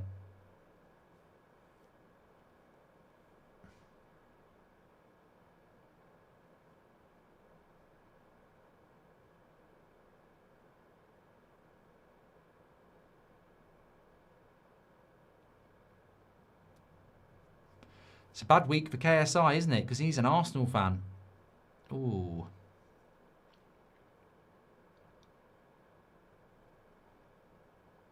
Chelsea City becomes a massive game tomorrow. We will be live for that.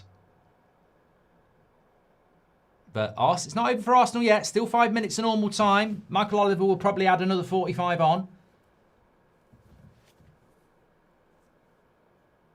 Remember what I said, though. Bournemouth have got the second worst defence in the league away from home, and Arsenal have only scored a penalty.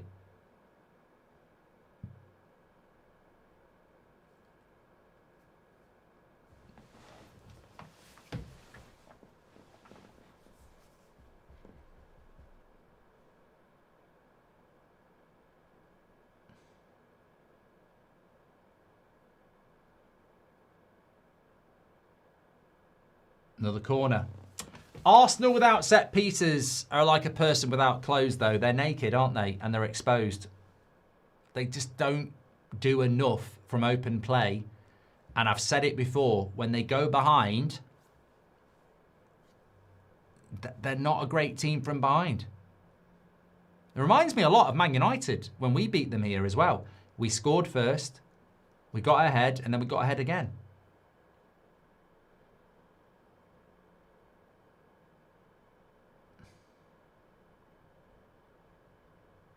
Rice with a shot.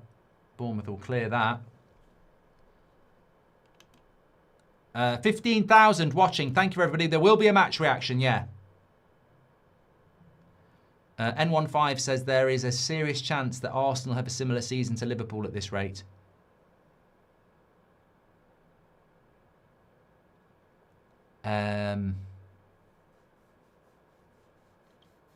I liken it to the playoffs. You know, sometimes you can have a really good season and you finish like third in the championship. And then somebody's had a bad season, but they finish strong and they slip into the playoffs in sixth. But because they've got momentum, they win the playoffs. And they could be 20 points off third, but they win the playoffs because they've got momentum. And I think Arsenal, when we look at them at the moment, they've dropped into bad form at the worst possible time. Because a few weeks ago, I would have said they could win a treble. They could win the Champions League. I mean, they were top of the Champions League, weren't they? And the league looked like it was in their hands as well. But they just seem to be, maybe it's a mentality thing. Maybe Arteta's gone a little bit conservative. But they're not playing good football at the worst time. You know, I think about United when we won the treble, and it was just a mindset of, we look at some of the goals we scored, 10 men, Ryan Giggs in the cup semi-final, obviously the new camp, 1-0 down, we came back and won 2-1 in stoppage time. Arsenal just don't seem to have grasped that. It's almost like he's trying to get over the line in a strategic way, and sometimes you've got to play on your emotions, and that's what I'm sort of saying. When we won the treble, we got over the line on emotion. You know, we played the game. Every game was an emotional game, and Arsenal at the moment just seem to be a little bit. Jimenez, what a tackle, and it's a foul as well.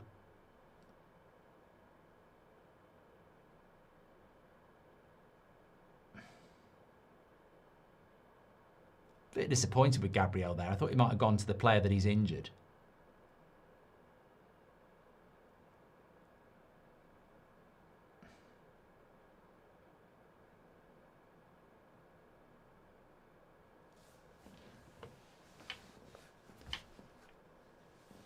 Henry said the fear of winning is sometimes bigger than the fear of losing after the Villa loss, says Vishuk.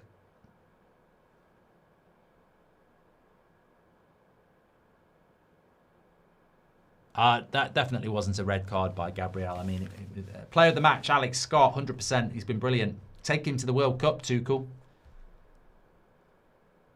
Quality.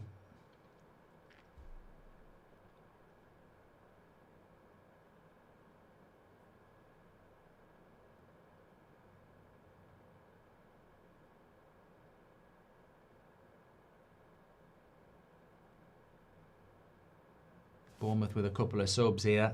Jimenez and Evan Nilsson off. Smith and Unal on. 5 minutes are going to get added on, apparently, according to Yuma.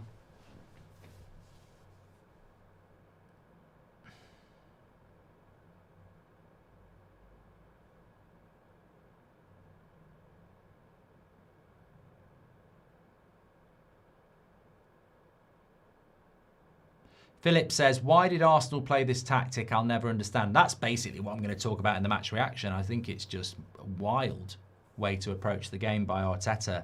Reminds me of Wembley when they parked the bus against Man City as well. Just the bad tactics again.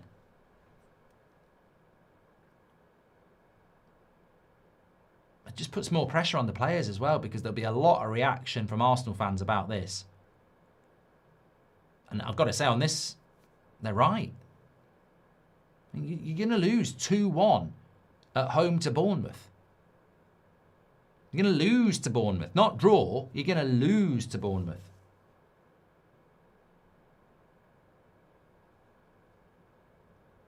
This is the sort of result that has cost Arsenal titles over the years. You know, silly results at home, and we thought they'd got rid of them.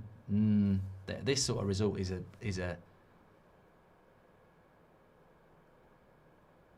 concerning. And the goal they scored was a soft penalty. So they haven't really scored a legitimate goal in some ways. I mean, obviously a penalty is a legitimate goal, but you know what I mean.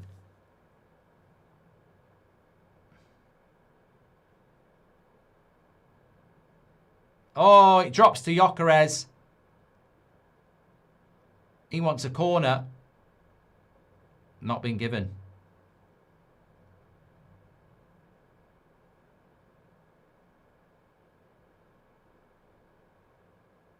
Don't know why he wants a corner. I can't see why. Maybe it was.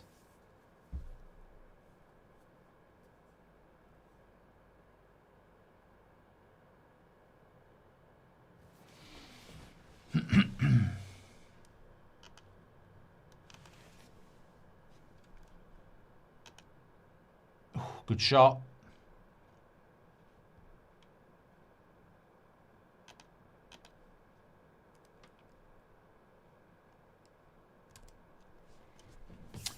Right, ref's about to score an overhead kick here for Arsenal, says Dislike Collector. Why has Arteta become so defensive this season, says Mitte. I think he just wants to get the title over the line. Gyökeres. Oh, he's missed. If Arsenal continues to play like this, Man City will win the league comfortably, says Patrick. And Mitesh says we need Arsenal to win, but do not want City to win it. Well, I agree, but ultimately I'm not going to take it away from Bournemouth. They've deserved to win this game, and if Arsenal bottle it because they're not good enough.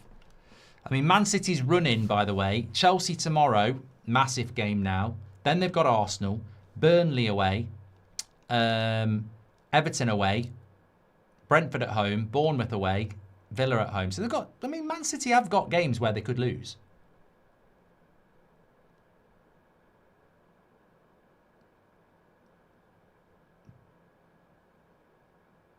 Jesus into the box. Still a minute to go. I don't think that was a corner. I thought Jesus rolled it off himself. I'd like to see a replay on that. Hi, Mark. If Arsenal don't win the title this season, do you think they will win the title next season? I mean, I think they've got to win it this year, Ryle. If they don't win it this year, mentally, how do you ever win it? If City win their 3 games, win their games within 3 points, and then they've got to play Arsenal Premium as well. There is a corner, headed away by Scott. We've seen this before, Mark. Who are you playing on Monday? Looking forward to Goldbridge ball. Arteta out and Goldbridge in, says Rafa. We've got Ruckus on Monday. And if Arsenal was Evel Knievel, they're slamming the brakes on at the point, the jump they need to accelerate to make it over. Good point. Emily Derry, absolutely spot on. Arteta's his own worst enemy, says Mitesh.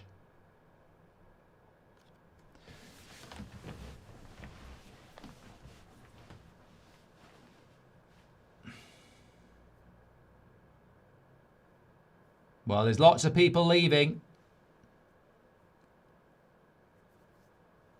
Constantine's, can they bottle it?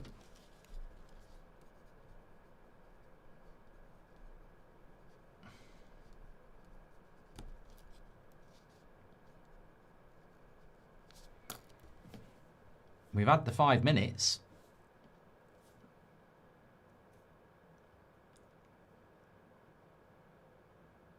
I mean, what I'm more interested in here is... He's not, I thought he'd blown the whistle there. I mean, all right, Arsenal have had 53% possession now, but before the goal at 1-1, it was actually Bournemouth who had more of the ball. And that is the final whistle. Arsenal beaten 2-1 by Bournemouth, not Fulham. He's got to take a long, hard look at himself. Maybe he should have wore a black hoodie with grey trousers instead of a half zip. Half zip is in the past, Arteta. But Arsenal not looking like a very good team at the moment. That's the big problem. They don't look like a very good team. And that is the worst possible timing to be doing that.